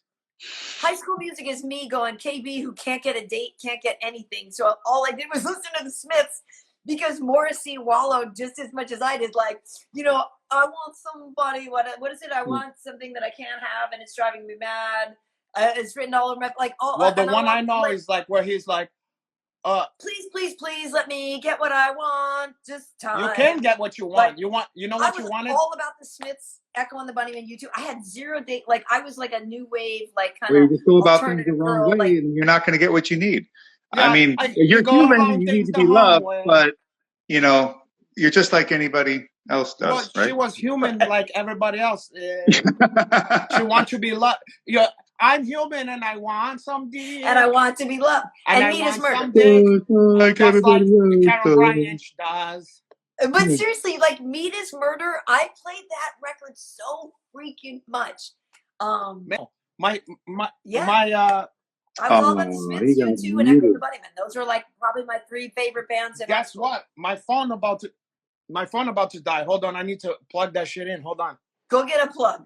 Yeah, you never were the type to go from, say, the Smiths and maybe the Cure into Sisters of Mercy? Oh, I love Sisters of Mercy. Oh my God, are you kidding? I've totally seen it. And I went to see them once. Oh, wait, Jazz was like, he did a solo tour at one point. I remember going to see, right? So I've seen, I had a leather jacket with Sisters of Mercy painted on the back. Like, they were great. Like, that's the thing is I got into some of the, like, I remember listening a lot to like Ministry. Mm-hmm. I love Jane's Addiction. Like Jane's Addiction is actually between U2, the Chili Peppers, and Jane's Addiction are probably the three bands I've seen the most. You said Ministry? How does Ministry fit into that shit? No, every day is Halloween. Well, they're from, you know. She mind just is a terrible thing to taste. Hanging out with the New World Order? Yes, a mind is a terrible thing to taste. So, no, Ministry, I used to listen to Ministry all the time, and my friends, like, you know, for folks who don't know, like, I was a DJ, and then I worked at MTV and all this stuff, and so, like, my radio station it started out as an AOR station, you know, album rock, album-oriented rock. Oh AOR. yeah, I like that shit though. Yeah, and then we changed to alternative. So like literally like one of the first things we played, I think the first thing we played when we changed formats was the Ramones, I Want to Be Sedated, which was so great. And like I literally have this whole story of Joey Ramone coming to my station and inviting me down to the show and whatever. That's the story for another day. But I am going to take the Joey Ramone name and drop it right there. But anyway, did you ever go on a date with Joey Ramone? I did not go on a date with Joey Ramone, but I did go to see the Ramones because at Joey's request. He looks like Penny Marshall. Caralho. May they both rest in peace. Yeah. Well, Shamil, Shamazel, Hassan, Pfeffer, and Quark. Incorporated. You're gonna do it. Yeah, you're gonna do it our way now. That's the Laverne and Shirley theme song for people who don't recognize. I have no idea what the fuck we're going on. They can look it up if they don't know that one. I said it as I went to Minneapolis a few years ago to cover like a Pettis fight as we're going over the bridge. That's like, I was like, give us any chance, we'll take it. Yeah. Apparently the other chick was a heel pain in the ass. Oh, really? Yeah. I one time driving to Vegas for whatever reason, Wait. Okay. Timeout mindset. I don't mean to interrupt you, Hanato. But you did anyway, but okay. But mindset said, KB reminds me of every dope, light-skinned, bow-legged chick in my projects who only F with drug dealers. Hey, and I don't know if that's a compliment. It is a compliment. I think that's a compliment. That means you're high up on the hierarchy there. Yeah, that's a very good compliment. That's like that would be the equivalent of like a Instagram haul with like 595,000 followers. Okay. Someone put John Cicada in the in the Somebody said I look like a John Cicada. Well, I don't know. You threw that name out as maybe that was Stevie B's mortal name. They're not even gonna fucking piss me off so much because names you haven't heard for 10, 25 years, Alex. For 300, John Cicada. Fuck, man. I mean, I could get off and look at the fucking internet for a second and found out the guy's name, but it's in there somewhere. I don't know. I'm sorry. I don't know. Okay, so Josh, you know, when I used to go film with you, we would film over at CSW. I was saying at the top of the show here before you joined us, one of the most famous videos I've ever shot and one of the ones that gets a bunch of views and one that I trot out all the time is when we were there and you fixed the guy's nose with 2 pens. Do you remember? Oh, of course. I've fixed other noses since then with other pointy implements. So for people who don't know, Josh and I were doing an interview. All of a sudden, this guy runs over and he goes, I was doing a snatch and I broke my nose. And immediately Josh ran to the rescue because he heard snatch and he heard that there was an accident and he went running. Yeah, there was some sort of bloody snatch over here, leaving someone injured and lying crippled on the ground. I thought, well, that's got to be amazing. And it just turned out it was this dude, Mike, with a snot knocker full of blood. But it's just trying to, well, one, you want to get it as straight as you can. But two, you want to open up the sinus cavities. You don't want them to collapse. So you're pushing them back into place, hoping that they'll heal up. How do you know that you're not going to cause an infection there, Paul? Yeah. I clean my implements. You filthy pens that you got out of your back pocket? That's your implements? That's your instrument? Yeah. Or chopsticks or... That's your accoutrement. Whatever long and pointy thing I can stick up there. That's generally my motto in life. I was just going to say that sounds like how you live every day. Somebody was asking, what happened? So basically... Yeah, the guy literally was doing like a whatever, and he lifted and he hit himself with the bar, right? Right in the frickin' nose. Yeah. So at any rate, people should look that video up because it's absolutely insane. But you know, my mom actually used to do EMT work and stuff but you did a very good job because that is one of the things that we know in fights when people break their nose and they say don't blow your nose because that really can explode. Like that's a huge thing. Wait. Your mom used to do DMT and then work on people's noses and shit. Yeah, She's wild. yeah. Those Jamaican chicks is wild, my brother. Man, you know, the weekend comes around and they're out and about. No one damned be the consequences. Like, I'm gonna do some DMT. I'm gonna fix your nose. I'm gonna fix my nose. I'm gonna fix your nose, baby. Like Miss Cleo. Speaking of Jamaicans, when's the last time you guys watched Predator 2? It's been a minute. But so that's not Screwface, but no, Screwface is marked for death. Yeah, but because the first couple of villains in there, because he says a hunt down about the Predator that sound like the hunt down about Screwface when it's like him have 4 eye and 4. Yeah, pretty much. Yeah. Him have, yeah. But what was the shit that he said about the Predator? It's like there's no killing what can't be killed, no stopping what can't be stopped.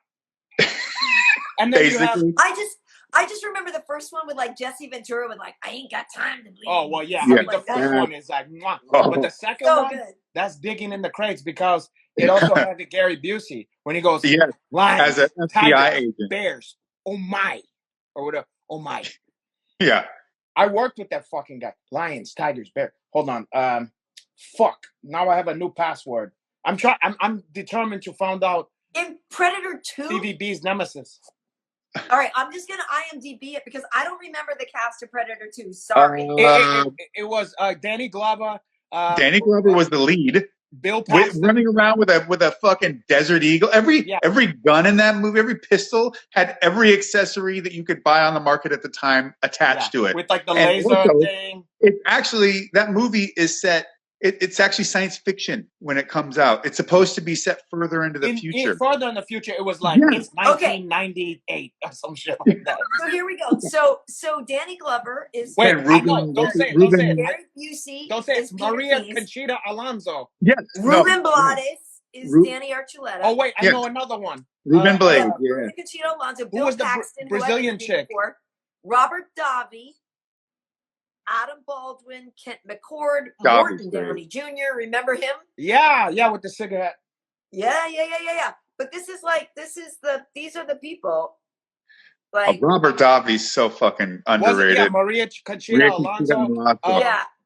There was a Brazilian chick in that too. Like, is there? Yeah, no, Robert Davi. I interviewed Robert Davi when I used to work on movies for guys who like movies. He's a piece of work. He was great. Yeah. Hold on. He always played the bad guy in like every 80s, 90s movie. He was great. He was also Richard Lynch. Action Jackson. He was. You guys remember Richard Lynch? He was in. He's the main bad guy in Invasion USA. With Chuck Norris? Of course.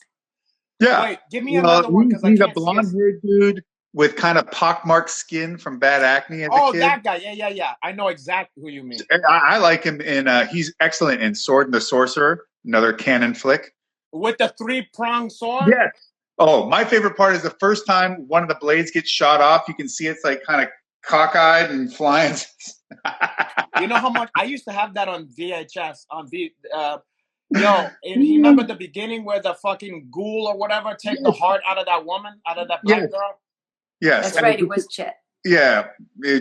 She asked like some sort of question like, well, how do we know you still have your powers? Like Richard Mall is awesome in this movie as the demon Zusha or whatever. Is that who fucking played that? Richard. You know who is that? That's Wolf Shannon. Yeah. From Night Court. Wolf Shannon from Night Court. And he's also plays a Cyclops in what is that movie? Fucking Metal Storm. The Battle of Jared Sin. Michael Ironside, I think, is in that, who I love. I played golf with Michael Ironside. I like me some Michael Ironside for her. That voice. I love him. You know who I used to get confused? Him. Even though they don't really look alike, I would always get him and what's the other guy? The guy who was like in Extreme Prejudice, and he also play. He's the bad guy. He's the main bad guy in Tombstone. Powers Booth. Yeah, no. Powers Booth. Yeah, they don't even look alike. I know, but I put them in the same category. Like I bet you there was up for a lot of the same hole. Nick Come on. Nolte was in Extreme Prejudice, right?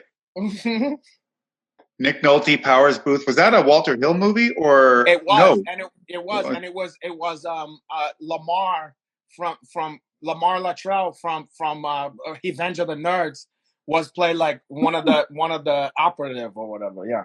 Nice.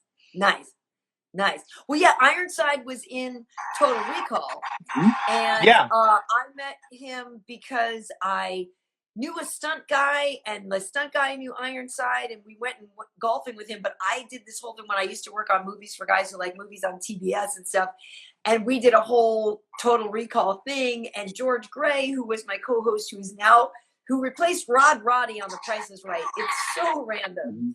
But anyway, George and we did like all these Total Recall skits and everything. And we did like this whole bit where, remember the scene and he's looking in the TV and he's wrapping his head with a towel. And anyway, we did all these things. And I love Total Recall. It's so great. Like Start, The Reactor, Guato, all that. Oh, Guato. Yeah, I love Ironside Guato. Great. Like that guy's great. So it was pretty cool to meet him. And he's such a good dude.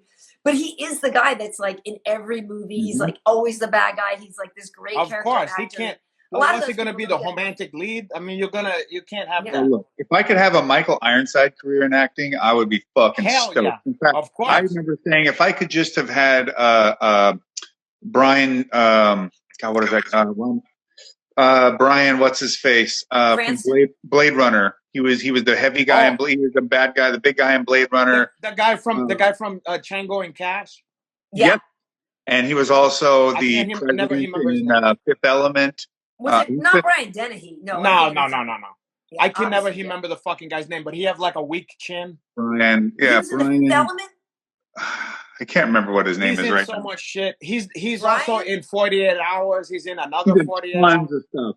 But he's been in so many cool freaking movies that if I had gotten to do that, also you still can, my brother. It ain't too late. That's true. I shot Outlaw Johnny Black with Michael Jai White in 2019, and so we're hoping that'll be up and available at some point. Is that gonna be like a Wild West kind of Black Dynamite kind of thing? Yeah, that's similar. Yeah, that sounds so good to me. I love that Black Dynamite type shit. I play Bobo in that. I'm part of this gang of guys led by Michael Madsen. Oh, nice. How was he? He was cool? He was cool, man. He was a lot of fun to work with. He had all kinds of killer stories, and he really liked, if you were around, just wanted to hang out, just shoot the shit, and he was really stoked to be asked, questions about different roles that I had and everything. I love that. Reservoir Dogs, like all day long, I would just talk about Reservoir Dogs. Yeah, and The Natural. Yeah, remember he was like Bump Bailey or whatever. The Natural. Oh, that movie breaks my heart though. The best. That's the best. But literally, I can't hear Stuck in the Middle and not think of Michael Madsen. Of course not. He have that dance and shit. You know what's so sad is he was supposed to be what the fuck is his name? He was supposed to be John Travolta's part in Pulp Fiction. That was hidden for him. Oh. And guess what? What happened? He wanted to do it, of course, but because of Reservoir Dogs, he then got a little name for himself, and then he got signed on to do what was the competition version of the competitor to Tombstone. It was like the shittier version. It was Earp or whatever. He signed on for Earp, and then it was a conflict. He already signed the contract, so then he couldn't do it, and then they had to get your boy Travolta. Huh? Didn't Earp have Kevin Costner or something like that? Yeah, but what's his name was Costner, yeah. But I don't remember. He wasn't the lead, but he was one of the main characters. Madsen was in that. And so he missed out on that whole. That was like, imagine that. Imagine having to miss out on that phenomenon, Yeah, but it was great for Travolta to get that. Well, of course it was fucking great for Travolta. I'm saying for Madsen, he must have been like, oh, God, are you?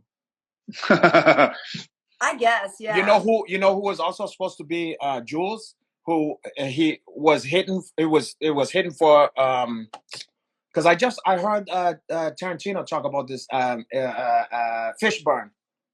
Lawrence Fishburne with Jules. Fishburne's agents convinced him not to do it because it wasn't a leading role. So he had hired some bigger agency to get his career to the next level, or some managers or some shit to get him, because he was knocking at the door, but he was never on that like Denzel, like leading man dude, you know? Right.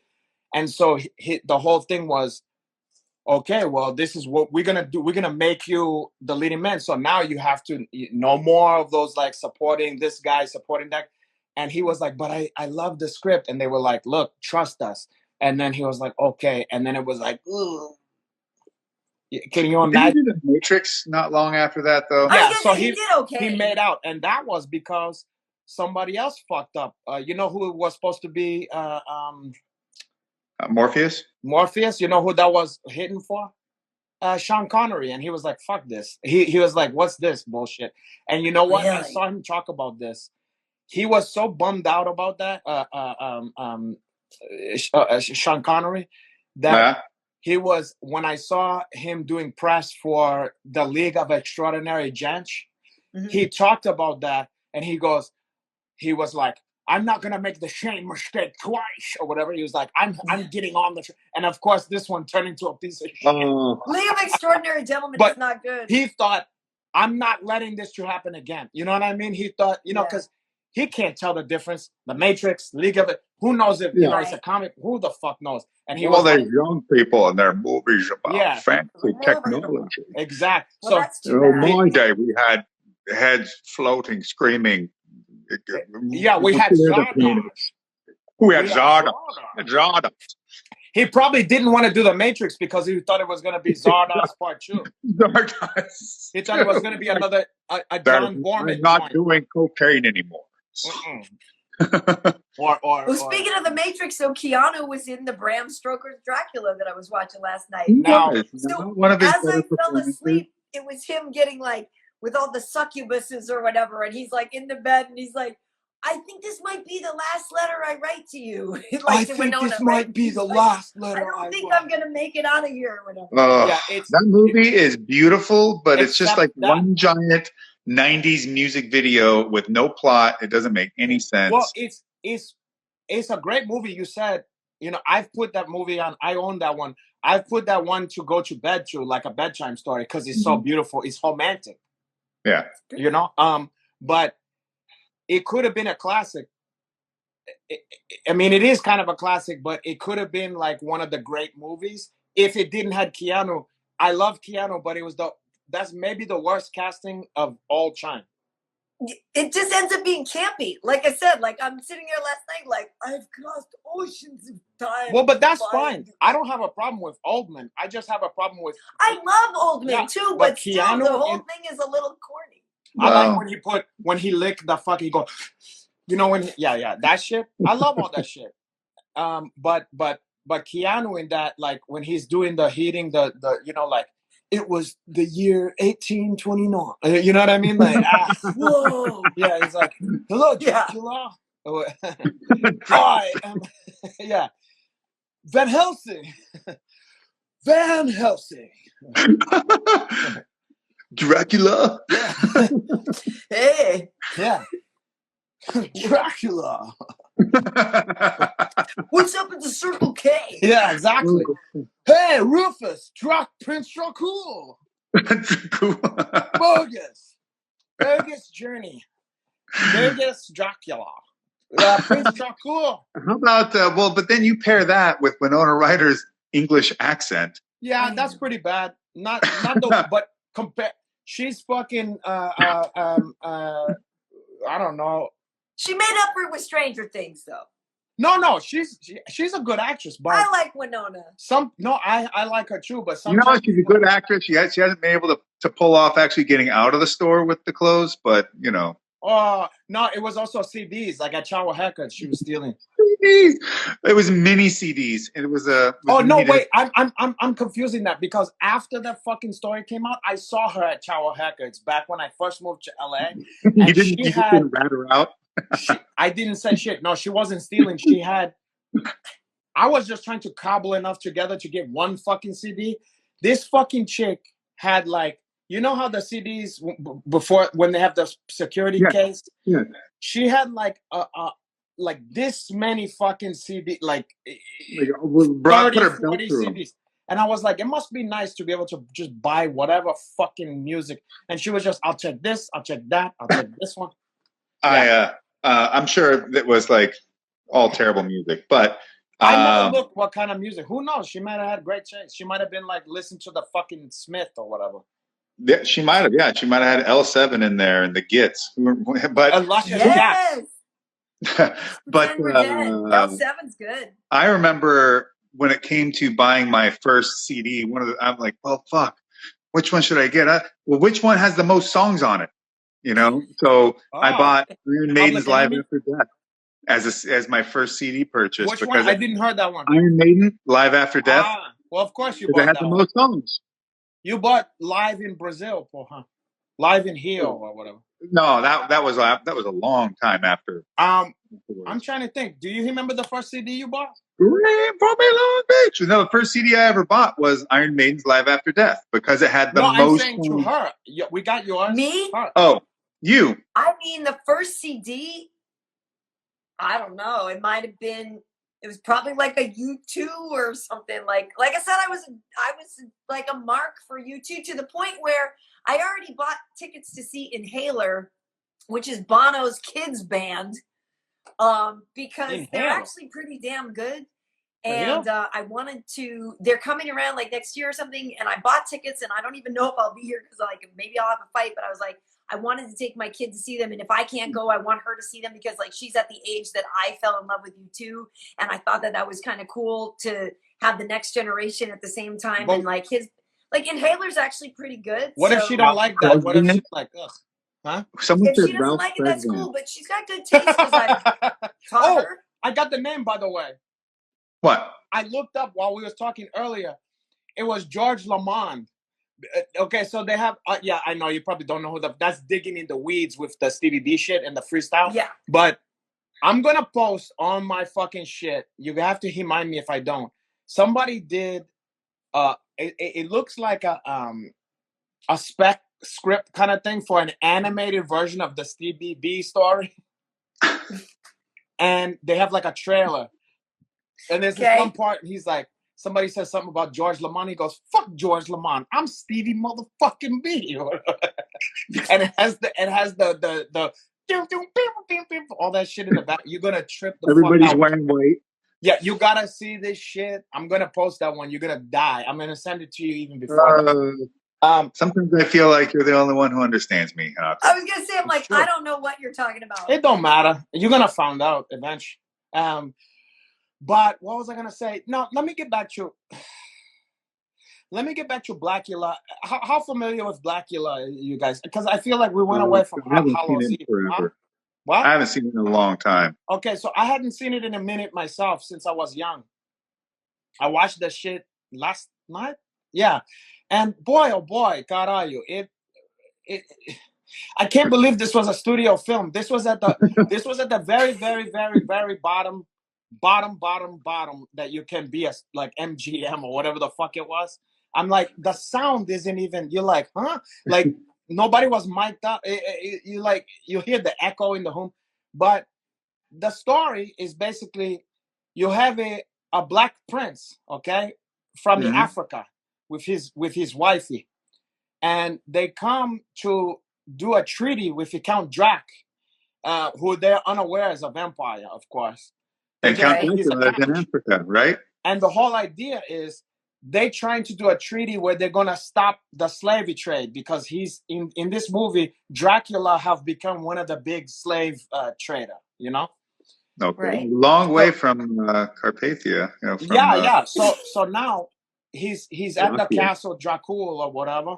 And they're in there, and he's like, listen, and he's very well spoken, like Shakespearean Othello kind of, African prince, and he's like, caralho, I want to, to break bread and to talk about, getting rid of slavery, and Prince Dracula was like, fuck that, and so he have his goons to try to get them. I'm not gonna stop anyway. I don't even care.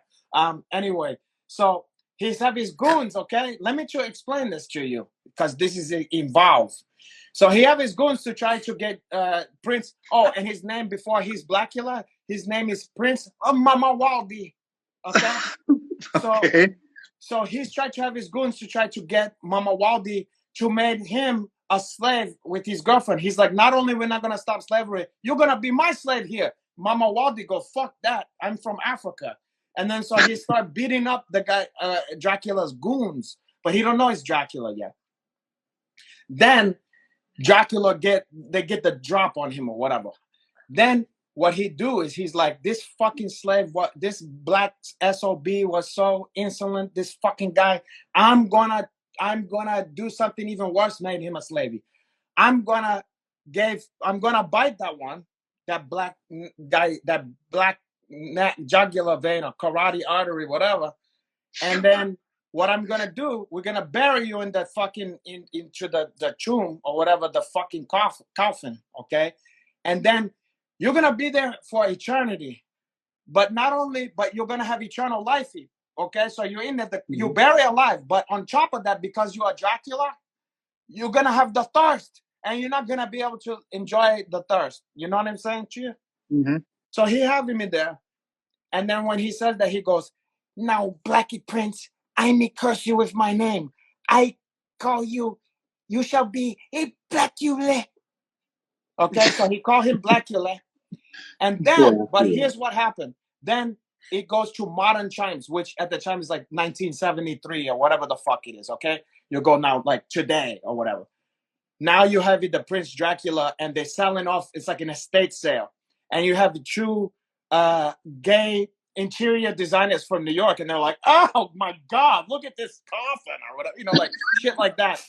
And they buy up all the shit from the estate sale, and they're like, does this come with it or whatever? So that's how the fucking coffin of Blackula, which has been sitting there for fucking hundreds of years, came to America, to New York City for him.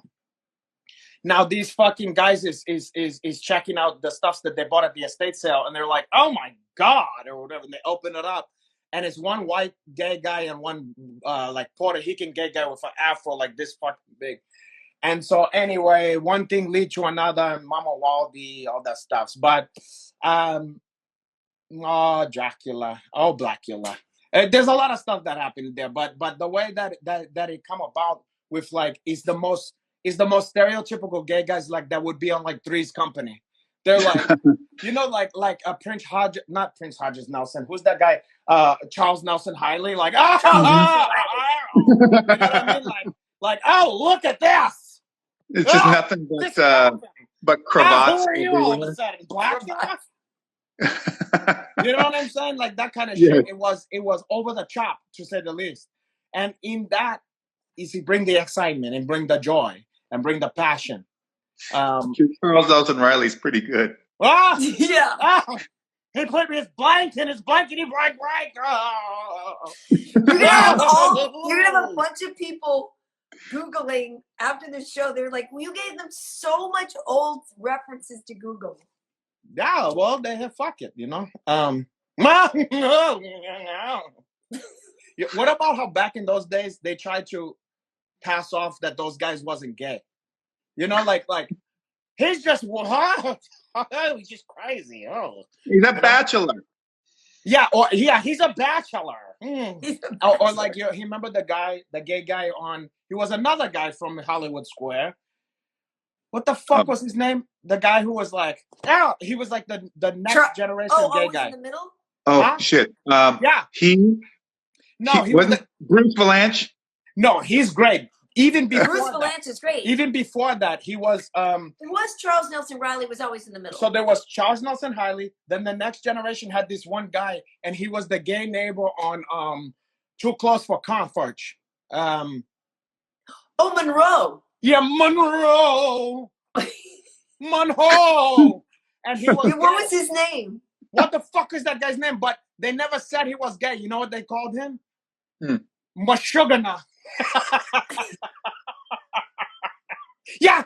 Someone came up with that Jim J. Bullock for her. Jim J. Bullock. I don't know what is that or whatever. Yes, he's. Yeah. He didn't dress wildly, But no, but yeah. he was so flaming gay. But Yeah. it would be like he would be like, "Ow, Meshuggah, he is Meshuggah or whatever." You know, Karaya. Just he's just a little. You know. Oh yeah, thank you. Wait, we gotta give We've credit. come where a long way, John, thankfully. Jonas Ang plus whatever. Somebody said Faha. What was the guy? Jamie Farr. There's another kind of style. Oh, Jamie Farr. Well, he's on MASH. Yeah, I know, but he was played also Klinger. he was also on some different shit. Was he? And Liberace. You guys ever see the Liberace fucking movie on HBO? Oh my goodness. I did actually. Woo! Okay, here's your homework. I'm 100% Josh. sure people didn't tune in to hear Josh Barnett talking about Liberace. I think they did, because the ones who like Brokeback Mountain is gonna want us to play. We're going to be Liberace. really deeply invested in Listen, Liberace. Our next movie parody, me and you, is gonna be Liberace and his boy toy, who he made have plastic surgery to look just like him, porra. And he's played by Matt Damon, porra. It's Michael Douglas and Matt Damon. You're not gonna fucking believe how good this movie is. I saw it. You're not gonna believe. I seen this. You're not gonna believe it. 10 times better than fucking Brokeback Mountain. Oh. Okay. Well, speaking of Brokeback Mountain, and before we get out here,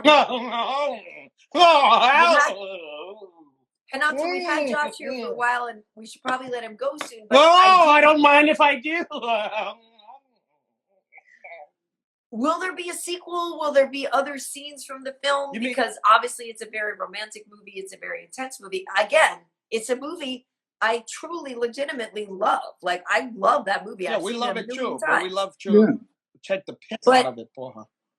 Will we see you two acting together in anything in the future? We're probably gonna see a lot of acting of us in the future, but now on the silver screen, not just on the computer screen and shit like that. We're gonna the best is yet to came. You're gonna see a lot of that one. You know, you see he's already starting to do stuff with what's his name? Michael Paul J. White. Lind. That's 100% who it was. Paul Lind. Paul Lind is another one. Yeah, he is basically he was the other, he was the competition for Charles Nelson Hiley. Yeah. Okay, sorry to interrupt, but And Paul Lind, speaking of Paul Lind, he used to do a Halloween special where he did like, you know. Yes. Yeah. Yes. And he also did voice acting work too, I believe. Of a lot of that one. Paul Lind was something else. I think he did stuff with Hanna-Barbera. I was going to say, I think he did a lot of You know what? cartoons, He might have even, Like for all I know, I think he might have been Snagglepuss. Or, Snagglepuss even. No. And you notice Snagglepuss was pink and stuff, and he was like, oh. And he knew about Shakespeare and stuff. That was also, it was all supposed to be, it was going over the kid's head. But someone brought up the idea they want to see me and Hanato do a 48 Hours remake. Oh, that would Yes! You would be such a good Nick Nolte. You have to shave for that one, though. I could do that. God damn it, convict. Okay, but I want to play too. Yeah, you can be. Well, we're gonna do Commando, and you're gonna be fucking Head on Chow. I can totally do Red on Chow. Shoot the missile launcher backwards. Yeah, exactly. And we're gonna do a Tales from the Dark Side, the movie, and you're gonna be the one where she goes, "I told you not to chow." No, Josh, Hanato and I, we're gonna do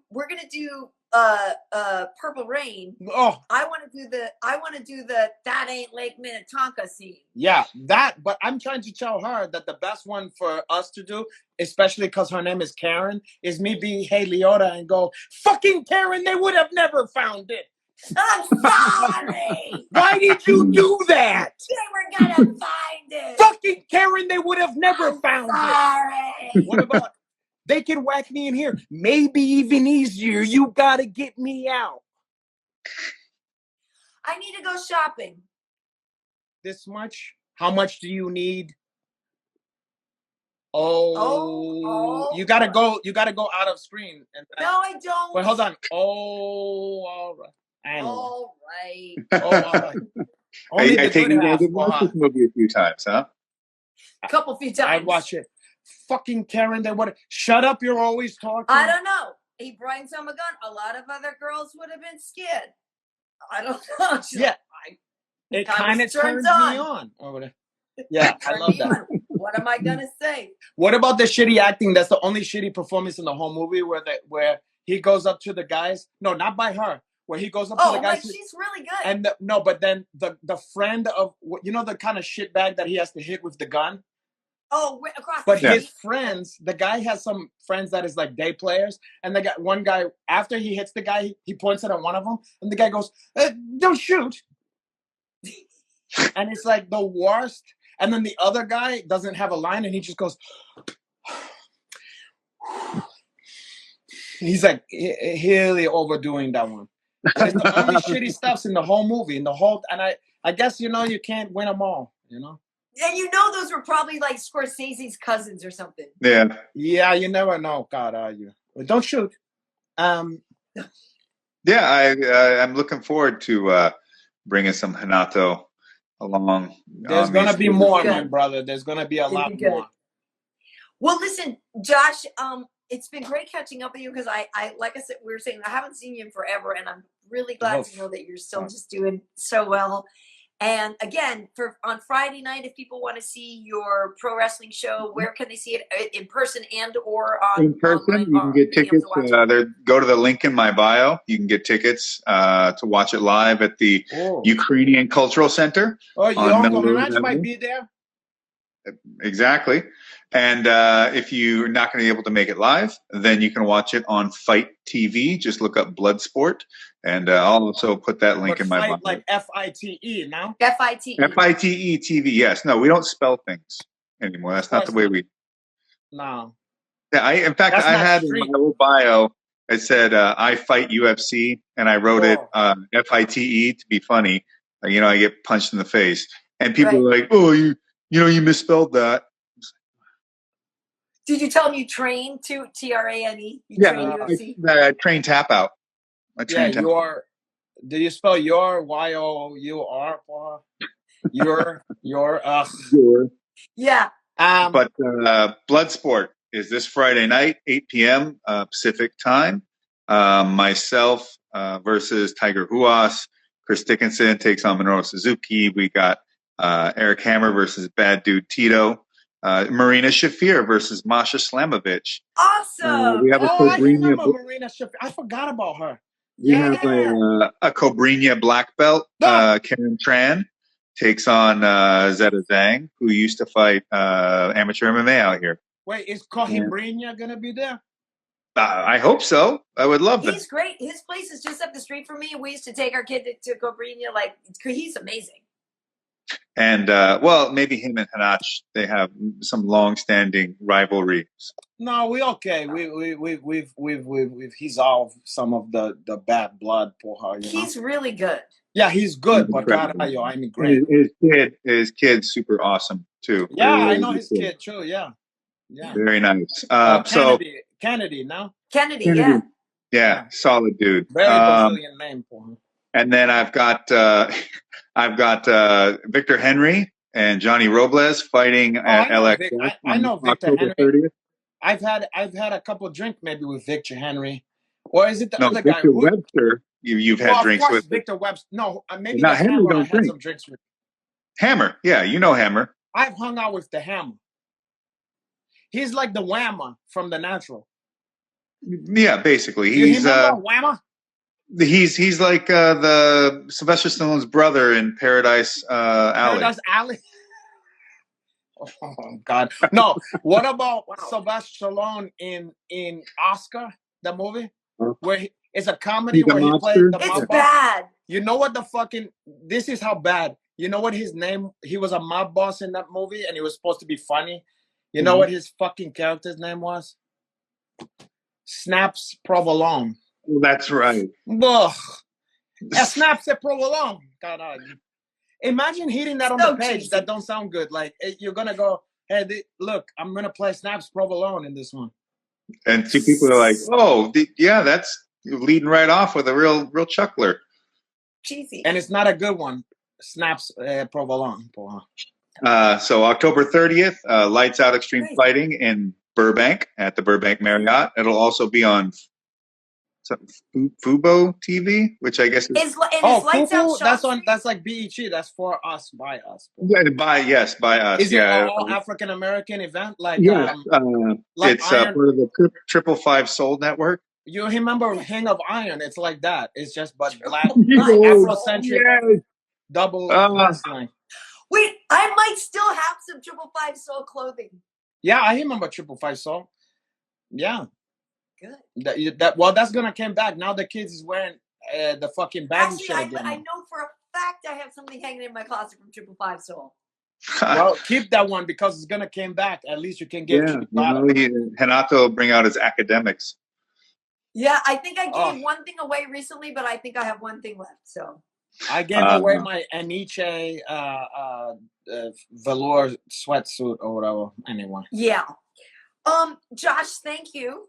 I really appreciate you spending the time with us and giving us some of your horror movie recommendations.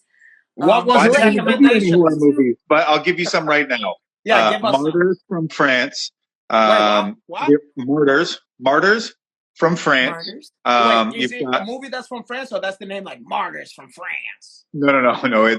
It's a French film called Martyrs. Gotcha. I should have probably said that instead. I will go with the Joe Spinell Maniac, directed by William Lustig from '81. Wait, with your boy from hockey who's like, go for it, Rock. Joe Spinell, yeah. Oh, he will creep you the fuck. I mean, it is way too gory for you, Karyn. But yeah, he's this also movie in is Taxi really Driver. incredibly well done. It feels, he's in Taxi Driver too. It feels gnarly and dirty, but even the main villain is bonkers and greasy and dirty, slimy feeling, and he makes you, by watching it, he portrays him with a sense of humanity. It's so interesting the way. Speaking of greasy, have you ever seen like the Greasy Strangler or whatever the I fuck haven't, that one? but it's on my list of things to check. You might as well. I think there's shit in there for you. Going with the funny side of horror, like we'll go with Hobo with a Shotgun, Rutger Hauer, hilarious Canadian flick.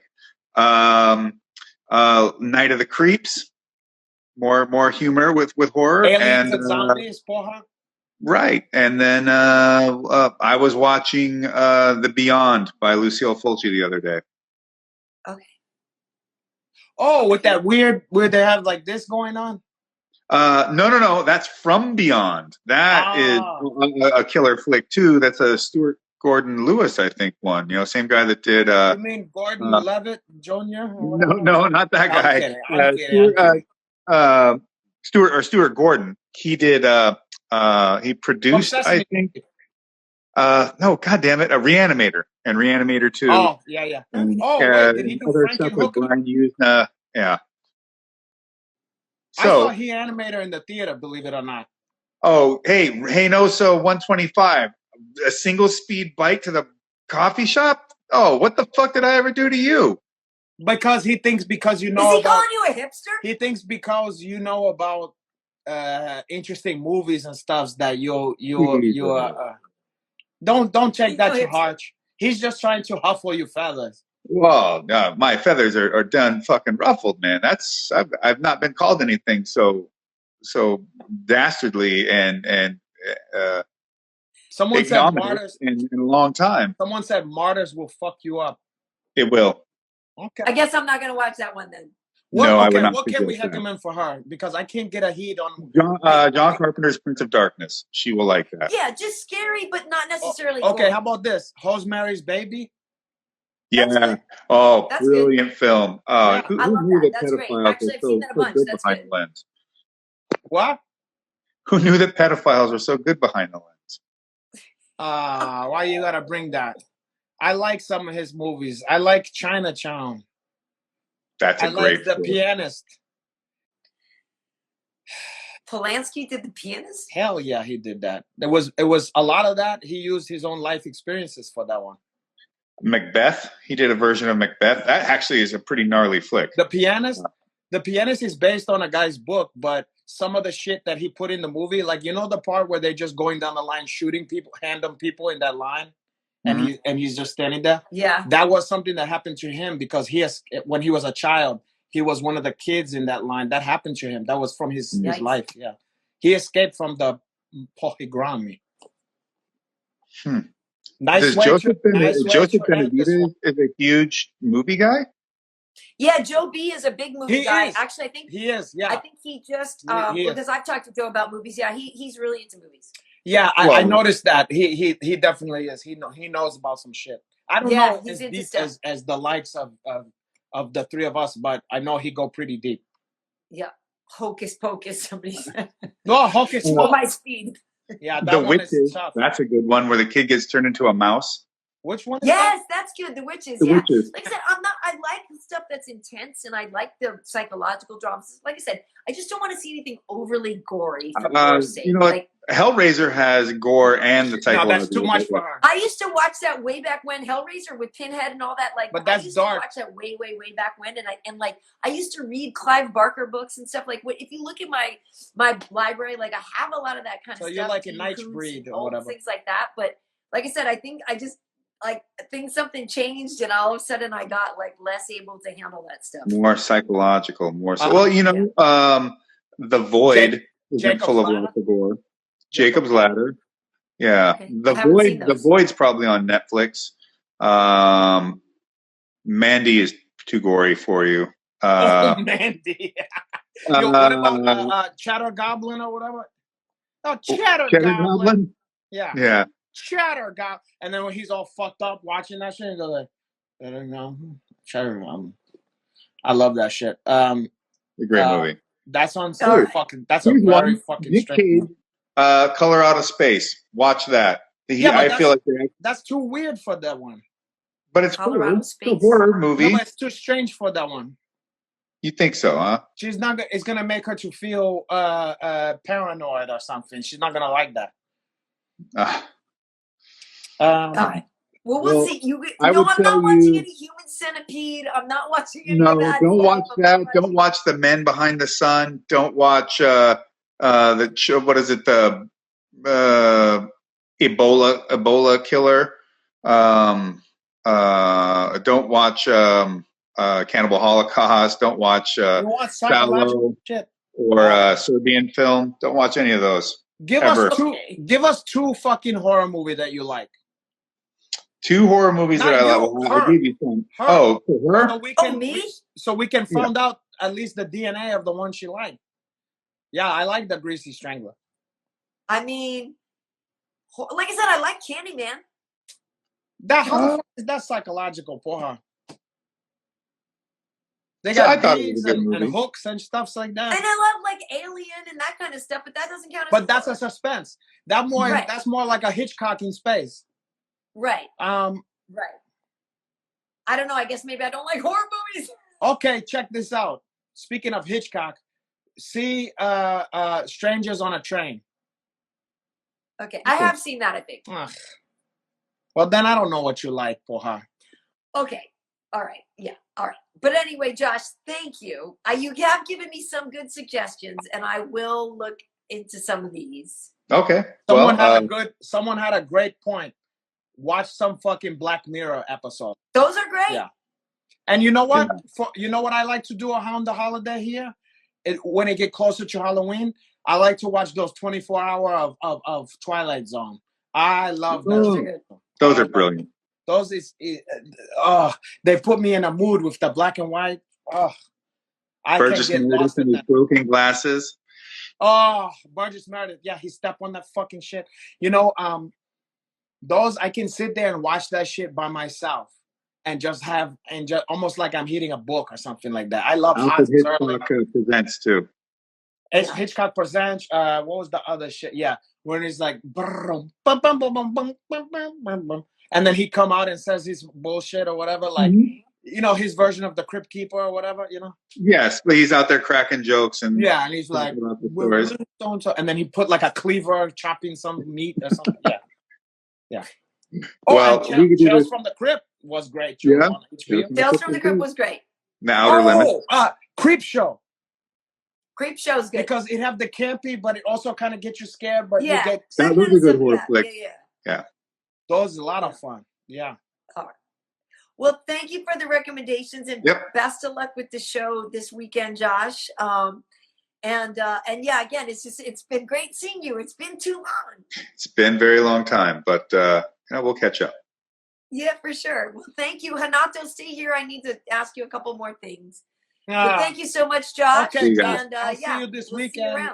See you. And maybe you can get some kind of stuff for me as a manager. You can get me a lanyard that says manager, so that I can like, when someone's against the hopes, I can, you know what I'm saying, or bite someone's ankle or the Achilles tendon, something like that. Throw a fireball at them. Okay, here's what I want. Just promise me this: if I go, when somebody is in trouble and they should be chapped out or they should be counted out, I'm gonna do something when the referee not looking, where I go, caralho, and then the guy's lower back.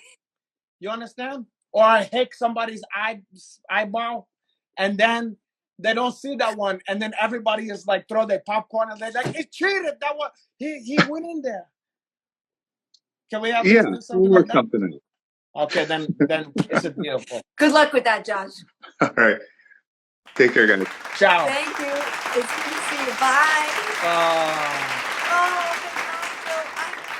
It was so great catching up with Josh. It's been forever since I see. He's very easy to talk to. You know, like you can get lost talking shit with this guy.